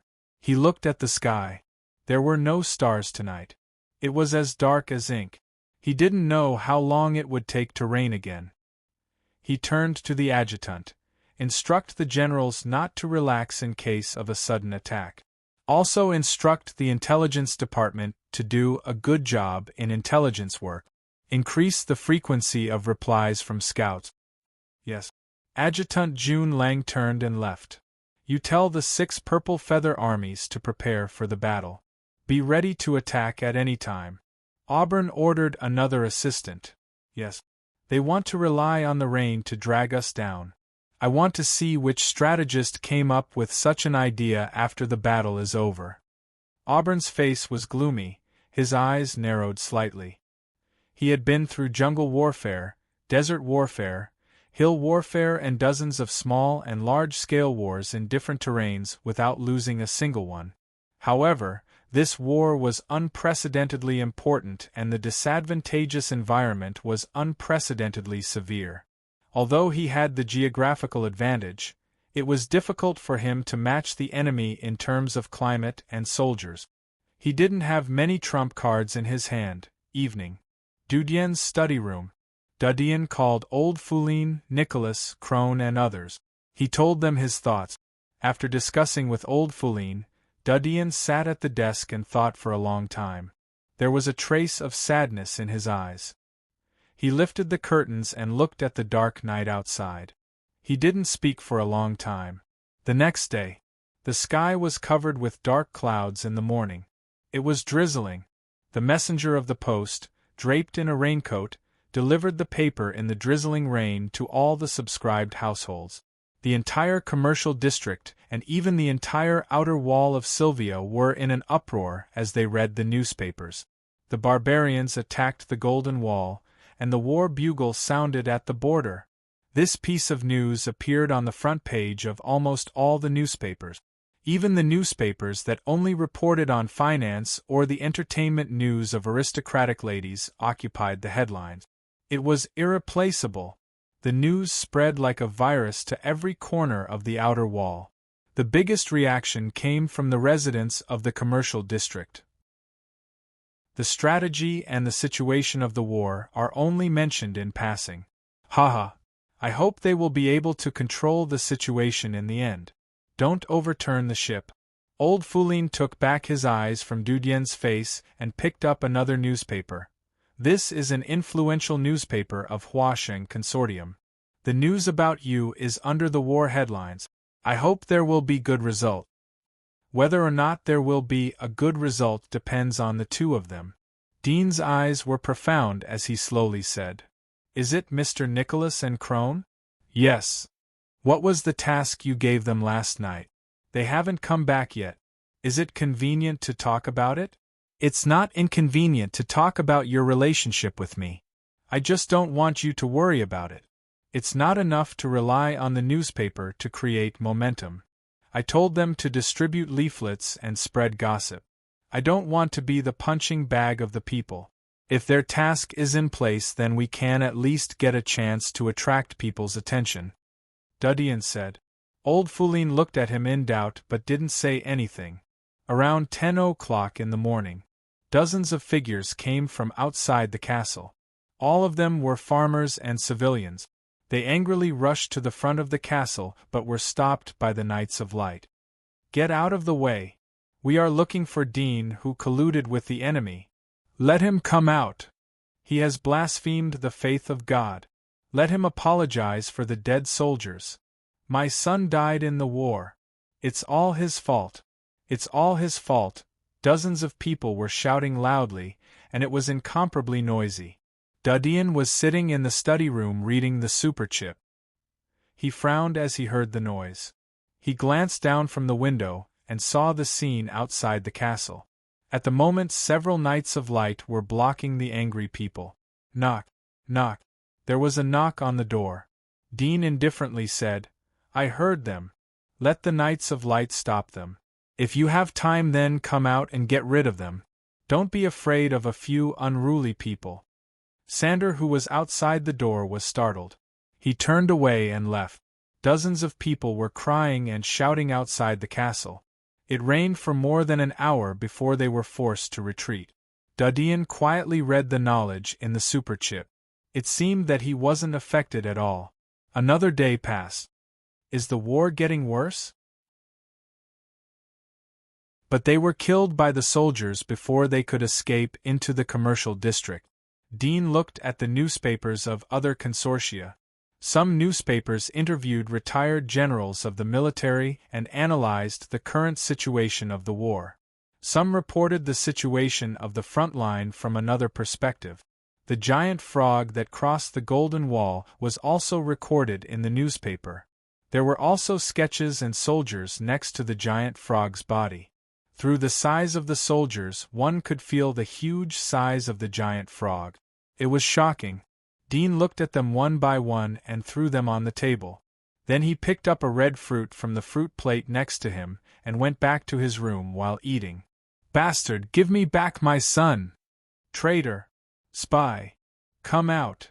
Outside the castle, more than a dozen people holding umbrellas were shouting in the drizzle. The Knights of Light who were on duty at the door were firmly guarding the door. They repeatedly shouted to stop them, but it was difficult to make these people listen to them with words alone.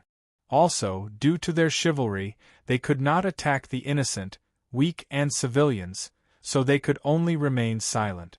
Dean glanced at them and closed the window. He continued to use the superchip to study. In the evening, there was a commotion outside the castle. The captain of the Knights of Light quickly came to the dining room and said to Dean, Elder, the people from the military have come to take people. We have no right to stop them. Take people? Dean frowned. Let them in. Yes. The youth was relieved as he turned away.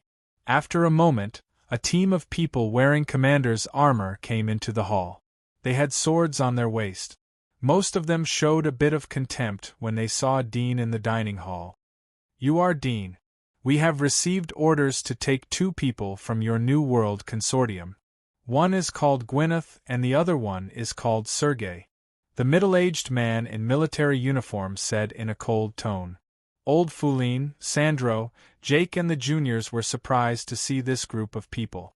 The juniors shivered as they saw the murderous aura exuding from the black armors of the soldiers. Dean narrowed his eyes. Nicholas, tell them what to do when they enter my house. Nicholas's face changed. He didn't expect that Dean would be so tough in such a bad situation. But he didn't dare to persuade them. He stepped forward and said to the men in military uniform, You are not allowed to wear swords in the castle of my young master. My young master is an architect of the Temple of Elements. It's rude of you to offend him. The middle-aged man in military uniform sneered. Rude? If the magistrate hadn't found any direct evidence, I would have already captured him. Architect? Pooh! As he said that, He spat on the wooden floor. Nicotine's expression changed as he angrily said, "You!" Old Foulin and Sandro didn't expect the military to be so barbaric and strong. A cold light flashed in Dean's eyes when he saw the two of them move their swords. Before the swords came, his hands were as fast as lightning, and he suddenly intercepted their elbows. Gotcha! The arms of the two youths holding the swords were suddenly broken. They couldn't hold the swords and screamed in pain. Dean took a step forward and pressed his hands on their faces. He pushed them away with force. The two young men's feet were lifted off the ground. It was as if they had been hit by a train. They flew backward and pressed down the other three young men who were about to get up. Dean indifferently glanced at them. He turned and squatted down. He stuffed the scarf from the collar of the middle-aged man in military uniform into his mouth to block his screams. Then he pulled the middle-aged man's ears and whispered, "The reason why a tiger is because it is still the king of beasts when it is asleep. Do you understand?" Chapter 368. The middle-aged man's pupils shrank as he heard the boy's words. His face was full of pain and shock. In his impression, the architects of the Temple of Elements were frail people. However, the strength and speed that the boy in front of him had shown was more terrible than any of the colonel-level generals that he had seen before. Dudian glanced at the middle-aged man's face. His fingers loosened and the middle-aged man's head heavily hit the wooden floor. Both of his hands were dislocated and his chest was in pain. His upper body was almost paralyzed. He couldn't exert even half of his strength. Dudian picked out the towel from the middle-aged man's mouth. Then he pressed the man's shoulders. He slightly twisted and pushed the man's arms back. His technique was extremely skilled. "I will hand over the people. Tomorrow they will go to the military to report. If the military comes again, I hope you can remind them that if they don't abide by my rules, then they better not step into my territory. Next time they won't be so lucky." Dudian stood up and clapped his hands. He lifted his foot and stepped over the middle-aged man's head. He went back to the dining table. He directly ignored the dumbfounded expressions of the juniors on both sides of the table. He reached out to Nicholas. Nicholas was startled. He understood from Dudian's expression and handed over a clean towel. There was a trace of approval in Dudian's eyes. He took the towel and wiped his fingers. Every finger was extremely clean. He returned the towel to Nicholas and said, "Send the guest out." "Yes." There was a trace of a bitter smile on Nicholas's face. The middle-aged man stood up from the ground. His face was very ugly. His eyes were filled with hidden ruthlessness as he stared at Dudian. He turned around and said, "Let's go." The other young men covered their wounds and tried to endure the pain. They looked at Dean in horror and turned to follow the middle-aged man. They didn't say a word. Dudian held the knife and looked around the table. "Let's continue the dinner. The food is cold. Tell the chef to heat it up." The juniors quickly bowed their heads. They didn't dare to look at Dudian's eyes. Old Foulin wryly smiled but didn't say anything. Dudian returned to the study room after the meal. Old Foulin came in with Sanders' help. Old Foulin sat on the chair next to him and smiled. "Today you injured an officer. I'm afraid they will say bad things about you when they go back. If the contradiction intensifies in this critical period, it will inevitably be disadvantageous to you. Why are you so impulsive?" If next time Dean looked at him, "You and I aren't sure if there is someone behind them who is deliberately testing our bottom line. If so, then I will let the people behind them see where my bottom line is. If not, it doesn't matter. I'll do it and I'll feel comfortable. Don't you nobles hate hunters? You think hunters are too dangerous, cruel, and ruthless?" Dudian smiled. "But anyone who has experienced many life and death situations will cherish their life and respect themselves more. So these clowns aren't qualified for me to endure." Old Foulin was startled. "I know. You are right. I have too many concerns. The world outside the giant wall has taught you how to live freely." Dean smiled and handed the letter to Sander. Let Sergei and Gwyneth come back. Tell Mr. Nicholas to get ready. He will replace Sergei and Gwyneth in the front line. We have to get first-hand information about the war. We don't have to wait for the newspapers to tell us. Let Mr. Nicholas go? Sander was surprised. He is stronger than you think. Oh, I know. I'll go. Sander turned and left the study room. He gently closed the door without making a sound. Dudian opened the curtains and looked at the dark night outside. At the moment there was still a drizzle. The windows were half closed and the cold wind was blowing in. Dudian wasn't afraid of the cold, but old Foulin was in the room. He wanted to get some fresh air, but he still closed the window. He looked at old Foulin.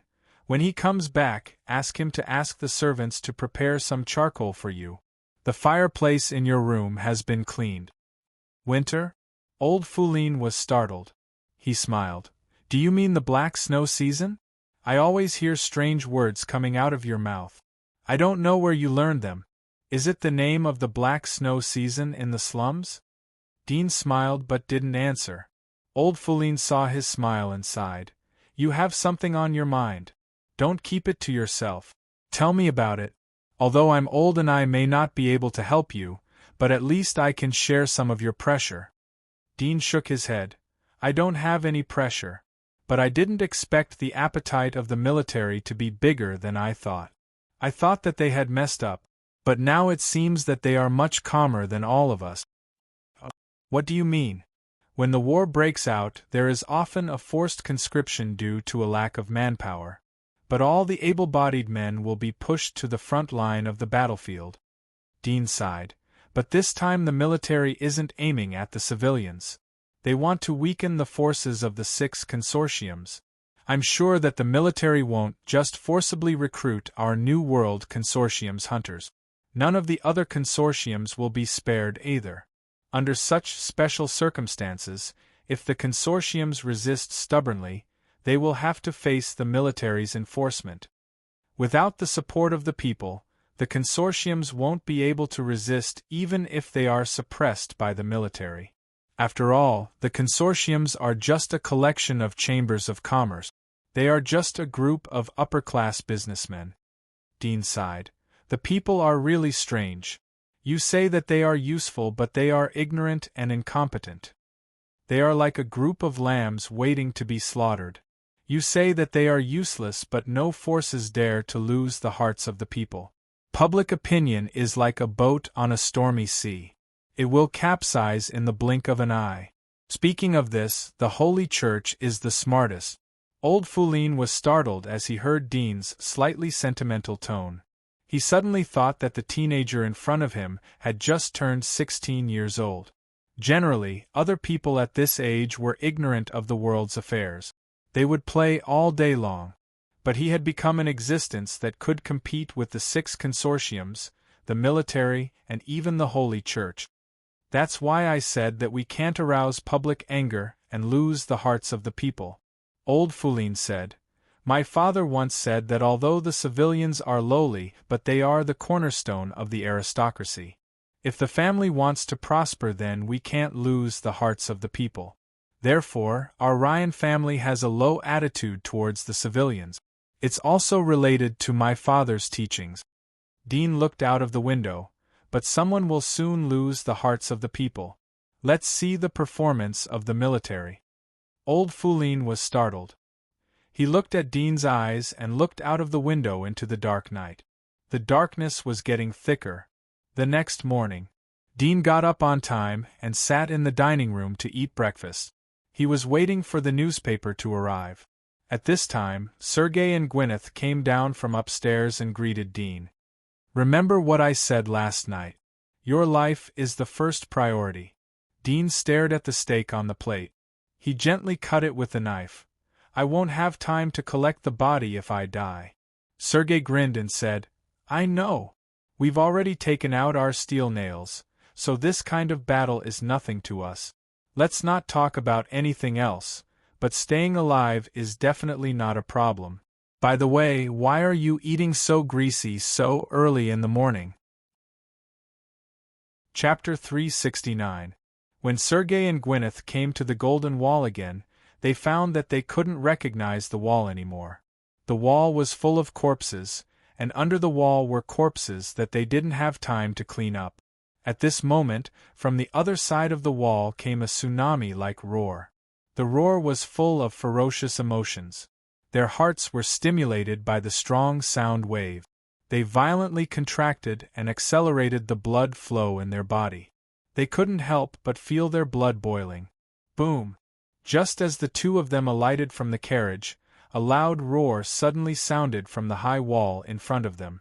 They saw a giant frog that was 7 to 8 meters tall jump up the high wall, its huge body sweeping left and right in the crowd. Many soldiers were swept by its long tongue and flew high up into the air. They screamed in fear as they fell off the high wall and fell to the ground like sandbags. Their screams were instantly silenced. Sergei and Gwyneth looked at each other. They could see the seriousness in each other's eyes. Even senior hunters like them had a very high risk of dying in such a war. New World Consortium? Go! Go! Gather there! A young man wearing a military uniform with a lieutenant medal saw Sergei and Gwyneth and loudly shouted. Sergei's eyes flashed with killing intent as he clenched his fists. However, his huge fist was grabbed by a soft and slender hand. He turned his head and saw Gwyneth slightly shaking her head at him. He immediately suppressed his anger and went to the barracks to gather according to the instructions of the young officer. On the wall, Auburn looked at the barbarian army. Have all the consortia's hunters been mobilized? They have gathered at the barracks. Adjutant Junlang replied. Separate the hunters into a separate formation. Let them follow a battalion and go out of the city. Auburn coldly said. Yes. Adjutant Junlang was surprised, but he didn't dare to neglect. He quickly turned and left. At the same time he left, another adjutant ran over and said, General, we don't have enough arrows. Auburn frowned. Do you need to tell me about such a trivial matter? Let the general of the archery department solve it himself. If we don't have enough, then let them buy from consortia. Idiots. Obviously they are going to fight a protracted war. Don't prepare more arrows in advance. Yes. The adjutant didn't dare to say more as he turned and ran.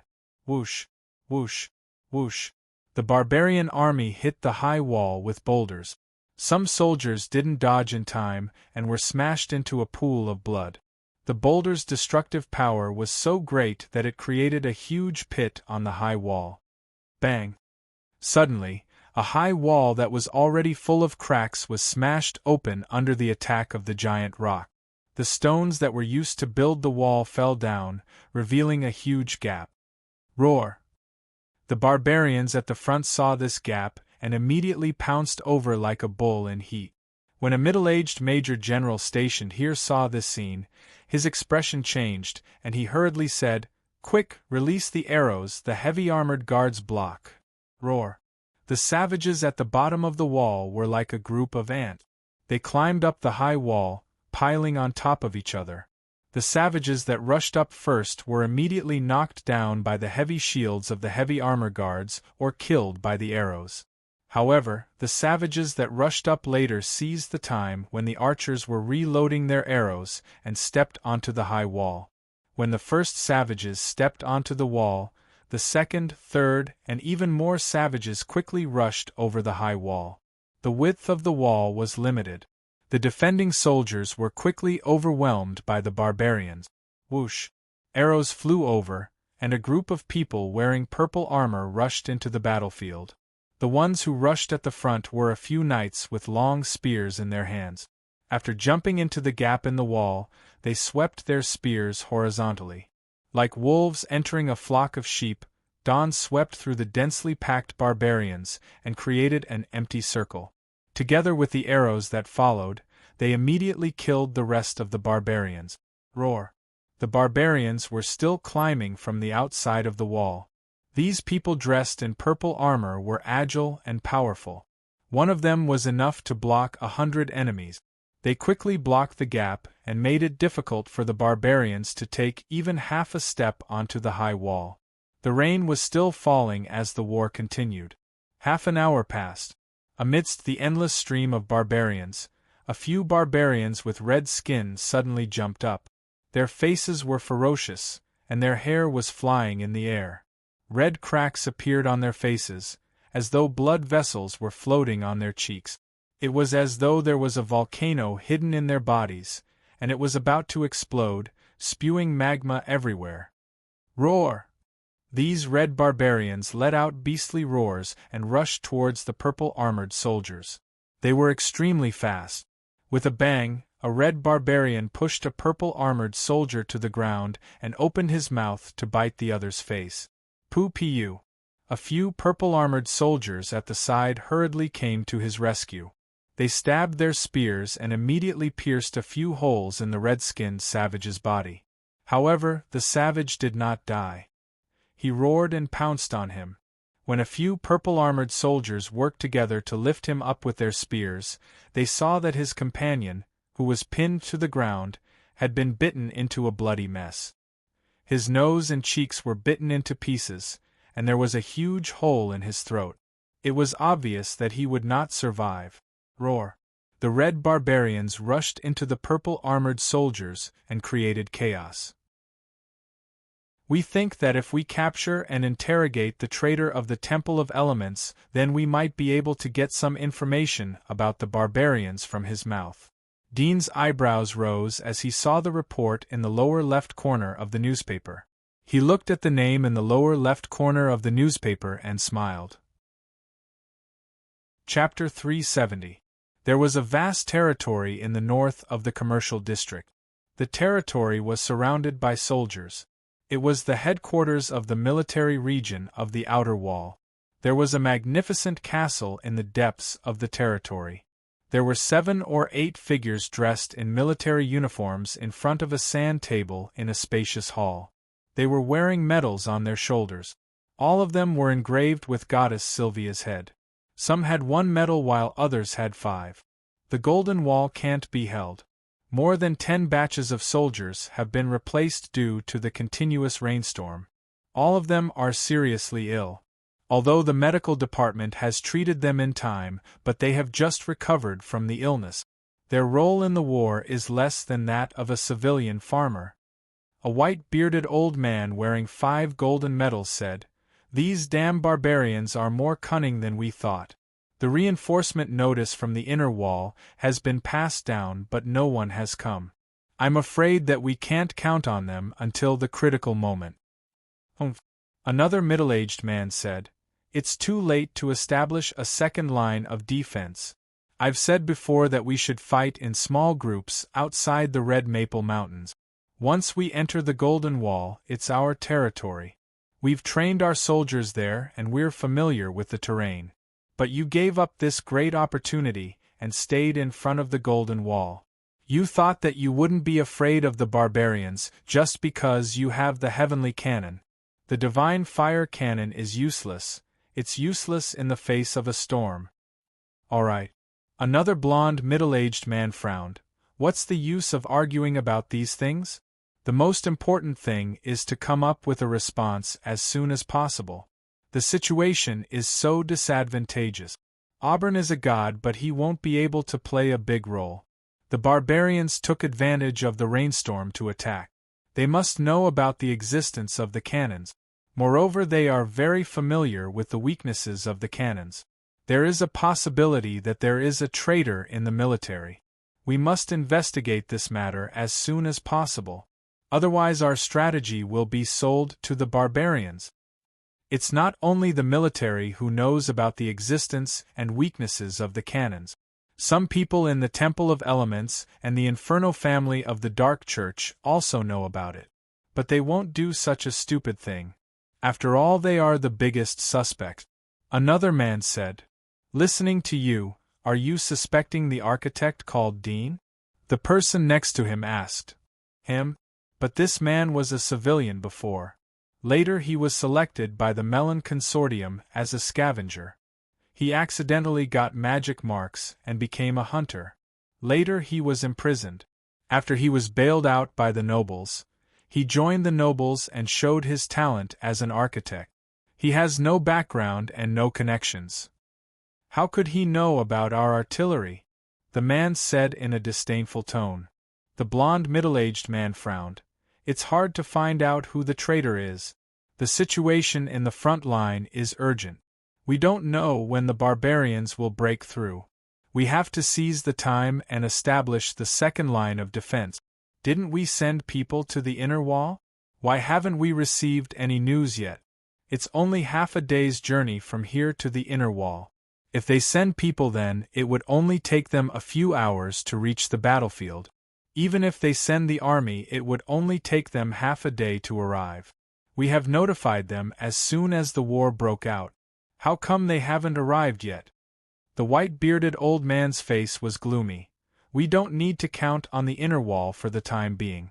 They won't stand by, but they won't easily make a move. We should rely on ourselves to delay the battle.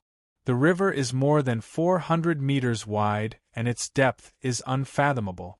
There are aquatic monsters in the river. Even if they have giant frogs, it will be useless. The only problem now is to repair the barrier as soon as possible. Once we retreat from the Golden Wall, the barbarians will take advantage of the situation to pursue us. If they don't attack the commercial district from the river, but invade the civilian district from the side, then the situation will be very bad. How about we divide a part of the army to guard the boundary wall of the civilian district? Another man suggested. It's difficult. Another middle-aged man sighed. The height of the boundary wall is not as high as the Golden Wall, and its width is also weak. It can only accommodate a limited number of soldiers. It can't stop the barbarians from attacking. The only way is to lead the civilians into the commercial district. No! The blond middle-aged man flatly said. The situation is chaotic. It's very difficult to get through the people in the commercial district. We can't afford the responsibility if we introduce the civilians into the commercial district. The others looked at each other and sighed. Another day passed in the blink of an eye. It was the 4th day of the war. Dean was sitting in a spacious hall in the castle. There were several shelves with wooden swords, knights' spears and other weapons. It was a special exercise room for noble ladies and sons to avoid being tanned by the sun.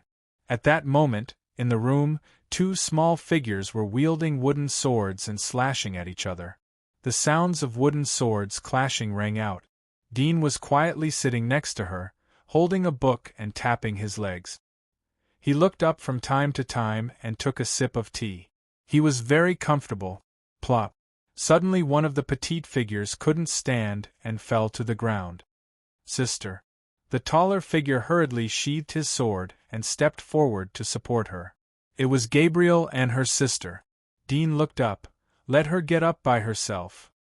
Gabriel turned to look at Dean. His face was complex, but he continued to stretch out his hand to the girl. Come, sister, get up. The little girl turned her head and looked at Dudian. She shook her head and climbed up. She grinned at Gabriel. Brother, I'm fine. Let's continue. Gabriel was relieved. She suddenly thought of something. She turned to Dean and bowed 90 degrees. Master, I'm sorry. Dean's expression was very calm. There was no trace of anger. He slowly said, Since you want to protect her, please protect her for a lifetime. Otherwise, if you give up halfway, you will harm her. Do you understand? Gabriel's heart tightened, and he lowered his head even more. I understand. Dean nodded. Since you know, then from tomorrow on you will train with Nicholas. He won't be modest. Gabriel's face changed as he bit his lower lip. Yes. Young master. Artemis took 2 steps forward. Her pink little face was a little tearful. Dean glanced at her. If you didn't fall, your brother wouldn't have helped you. So, you don't have to beg me. You should beg yourself. Do your best. But, shut up and continue to practice, Dean said in a cold voice. Gabriel turned to help Artemis. Sister, let's continue. Don't worry. Yes, brother. Artemis choked with sobs. Knock. There was a knock on the door. Come in, Dean said. The door was pushed open. Crone was wearing a black suit, but one of the sleeves was empty. He respectfully said, "Master, the letter you have been waiting for has arrived." Dean nodded and put down the book in his hand. He got up and looked at Gabriel and Artemis. "Don't stop without my permission. Patience is the key to success. Do you understand?" "Yes, young master," Gabriel replied. Dean turned and left. Crone kept the etiquette of an aristocratic butler. He bowed his head respectfully and waited for Dudian to pass by him. He glanced at the book that Dudian had placed on the table. There were 4 words engraved on the cover: Peace and War. He retracted his gaze, followed Dean's footsteps, and left the room. He closed the door gently without making a sound. Chapter 371. Prepare the carriage. We're going to the Temple of Element. Dean went straight down the stairs and went to the side hall to pick up the clothes he was going to wear. Yes. Crone quickly ran out of the living room. Crone and the carriage were waiting outside the door by the time Dean came out. The door was open for him. Dean nodded and got into the carriage. The coachman shook the rope and the carriage slowly drove out of the castle. The rain fell on the roof of the carriage. It was like the fingers of a pianist playing on the keys. Dean quietly sat and listened. Half an hour passed and the carriage arrived in front of the church mountain. He got off the carriage and went up the mountain with an umbrella. He looked at the guard. "Is there a letter for me?" "You are. It's you." The guard was surprised as he saw Dean's face. "Yes, there are too many letters. I'll go and get them for you." "I don't need the letters from the past. I want the letters from today," Dean said. The guard was startled. "Yes, today's letters are here." He pulled out a drawer and took out 4 or 5 letters from it and gave them to Dean. Dean put away the letters and thanked the guard. He went into the castle and went to his own building. He opened the letters one by one. In addition to the notification letters sent by the temple, the rest were from other architects. Most of them were asking him questions or trying to make friends with him. "Has it been identified? I can't evaluate the level for the time being. Do you want me to go and discuss it? Strange. Are the masters of the temple unable to understand the blueprints? Or are they unable to understand the mechanical kinetic energy?" Dean raised his eyebrows as he read the contents of the letter. He put away the letter and left the building. He held the umbrella and went to the Congress Temple. Dean saw 7 or 8 carriages parked outside of the temple. The flags on the carriages were wrinkled and soaked by the rain. He couldn't see the patterns clearly. But he didn't need to think to know what kind of people were coming to the temple at this time. Dean's eyes lit up as he came to the front of the temple. The guards at the door were about to stop him, but they saw Dean's face under the umbrella. They took back their words and said in a respectful tone, "Greetings, Architect Dean." Dean looked at both of them. "Are the masters waiting inside?" The 2 guards looked at each other and said, "The masters are discussing something inside. They specifically told us to let you in when you arrive." Dean nodded and handed the umbrella to one of them. He shook off the rain splashing on his sleeves and strode into the temple. "Architect Dean, this way please." The maid inside the temple immediately greeted Dean. Dean nodded slightly. Under the guidance of the maid, they came to the 2nd floor of the temple. The maid knocked on the door and waited for a sound to come from inside. She gently pushed the door open and asked Dean to enter. Dean stepped into the council hall. He saw 7 or 8 figures sitting on the table. All of them were old people. The younger ones were about 40 or 50 years old. Their hair was white. He turned to the thin old man and said, "Greetings, Master Skagen, and all the masters present." The thin old man smiled. "Architect Dean is too polite. Oh, perhaps I should change the way I address you. I'll call you Master Dean." Even though Dean was mentally prepared, he couldn't help but be surprised. "Master Skagen, what do you mean?" "Ha ha!" Skagen laughed. "Of course it's the literal meaning. Your invention has been identified. All the masters in the temple, including the temple lord, have personally looked at it and agreed that you have the qualifications to be a master. If it wasn't for the fact that it's already late, the news of your new invention and your title as a master would have been announced. Currently, not many people know about this news, but tomorrow morning, I believe that the entire commercial district will know about this matter. All the nobles will hear about your name. Dean was startled.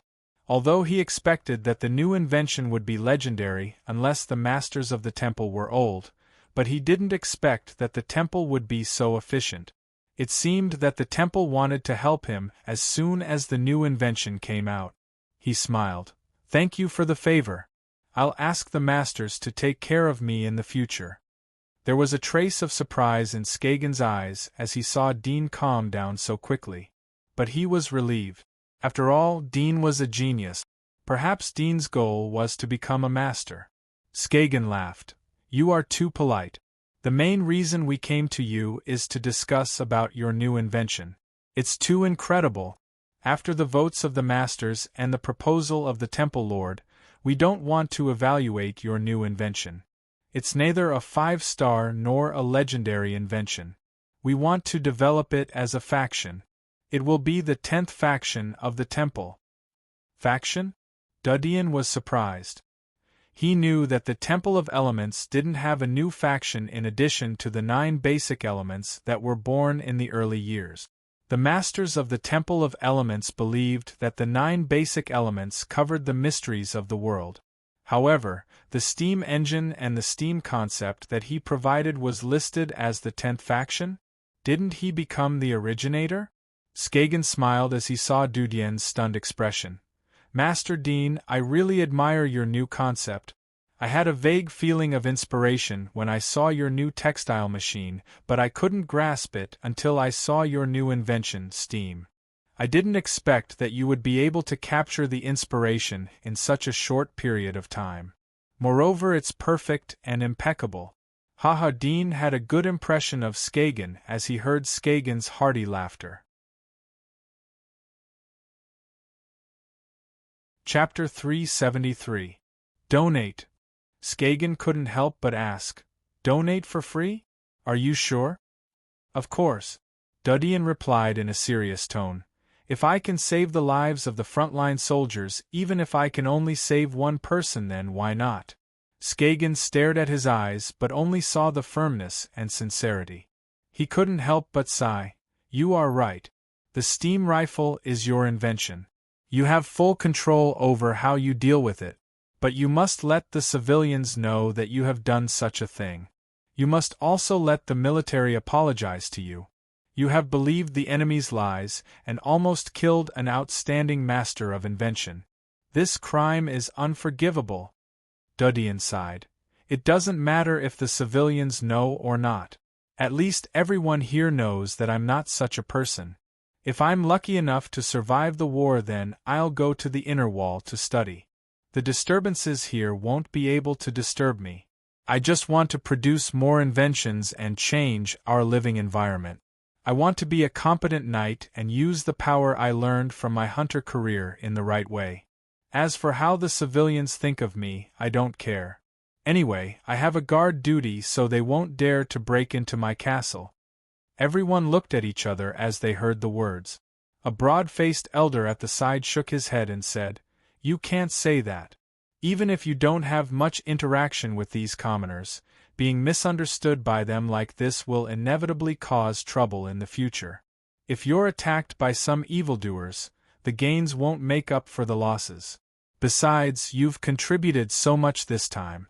We don't need to publicize it, but we should at least let these commoners know what you've done for this war. Yes, the value of a legendary invention can't be calculated so easily. I think we should call the consortiums and the military and publish this matter in all the newspapers. That's right. Mr. Dean, when you were wronged, our temple was also questioned by some ignorant people. Some people even dared to talk nonsense about our temple. It's most likely that the Dark Church instigated it from behind. In any case, this evil atmosphere must be rectified. Everyone agreed. Skagen nodded and looked at Dudian. Everyone is right. Don't think too much about this matter. We will help you solve it. Moreover, this matter is not only about your reputation but also the reputation of the entire temple. We must not give the Dark Church the opportunity to spread rumors. Dean was startled. I'm sorry. I think it's too simple. In that case, I'll listen to the arrangement of the temple. But I hope that the new invention will be handed over to the military as soon as possible. The sooner it is handed over to them, the sooner it can be used in the battlefield. Dean's expression was full of seriousness. Skagen nodded. I know. I'll go and discuss with the temple, and then send someone to hand it over to the military. Thank you, Dudian said. What are you talking about? We should thank you. You said that you are an apprentice knight. When did that happen? Skagen asked. Dudian replied. It happened recently. I went to the Knights' Hall because I saw the casualty data in the military newspaper. I hoped to have the opportunity to join the battlefield. Fortunately, I passed the initial test. But later I learned that the military will force the hunters of the consortia to join the battlefield.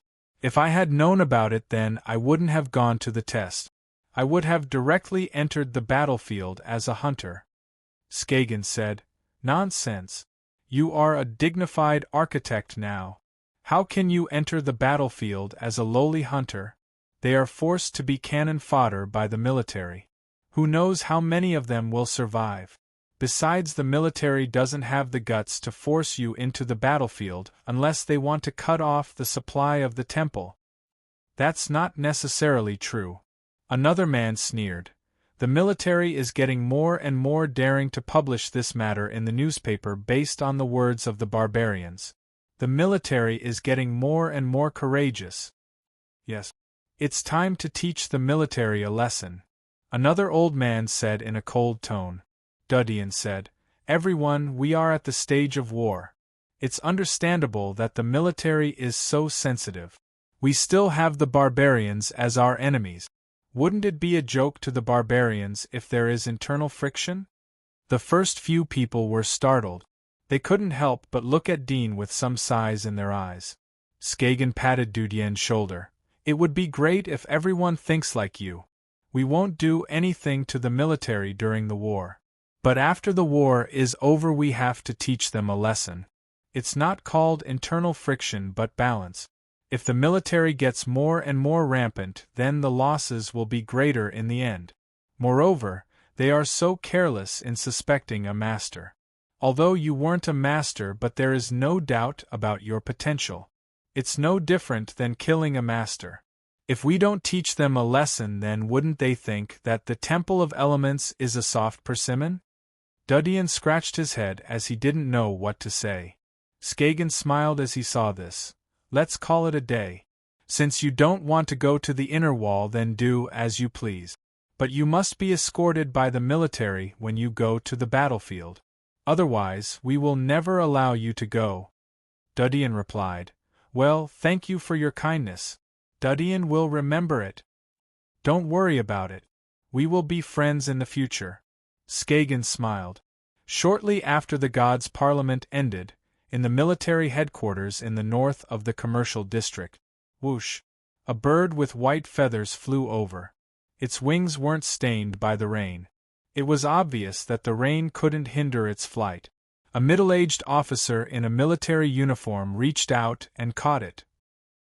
He removed the letter tube from its leg and took out the letter that was rolled up into a small ball. He opened it and glanced at it. Suddenly, he was stunned. Legendary divine spell, free donation? He was startled for a moment. He hurriedly turned around and ran to a hall. There was a huge sand table in the middle of the hall. It covered the entire terrain of the outer wall. It extended to the radiation zone outside the fortress. However, the terrain outline of the radiation zone wasn't so clear. Most of it was replaced by gray carbon particles. It meant that it was an unknown area that hadn't been explored yet. There were several figures wearing star medals in front of the sand table. They were talking about something. The middle-aged officer hurriedly ran over and said, "Re-reporting to the general." When one of the golden-haired middle-aged generals heard this, he turned around and glanced at this person. He frowned and said, "A dignified colonel can't even speak properly?" The middle-aged officer's heart trembled. Reporting to the general. "I just got the news from the temple. They have created a new invention. It's legendary level. They are going to donate it to the military for free." The hall was silent. The other generals couldn't help but turn around.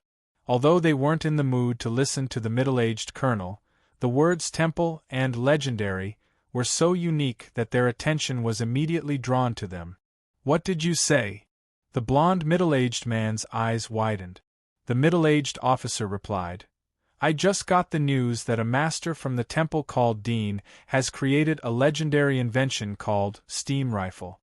It will be donated to the military for free. It's a military war invention." Hearing this, the generals around the sand table looked at each other in dismay. Military invention and legendary level?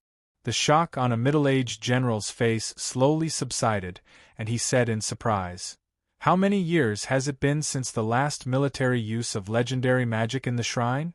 Could it be that they deliberately raised the level?" You're tuning in to the Phoenix Knights YouTube channel. Don't forget to subscribe and join us on this journey to catch the most captivating stories.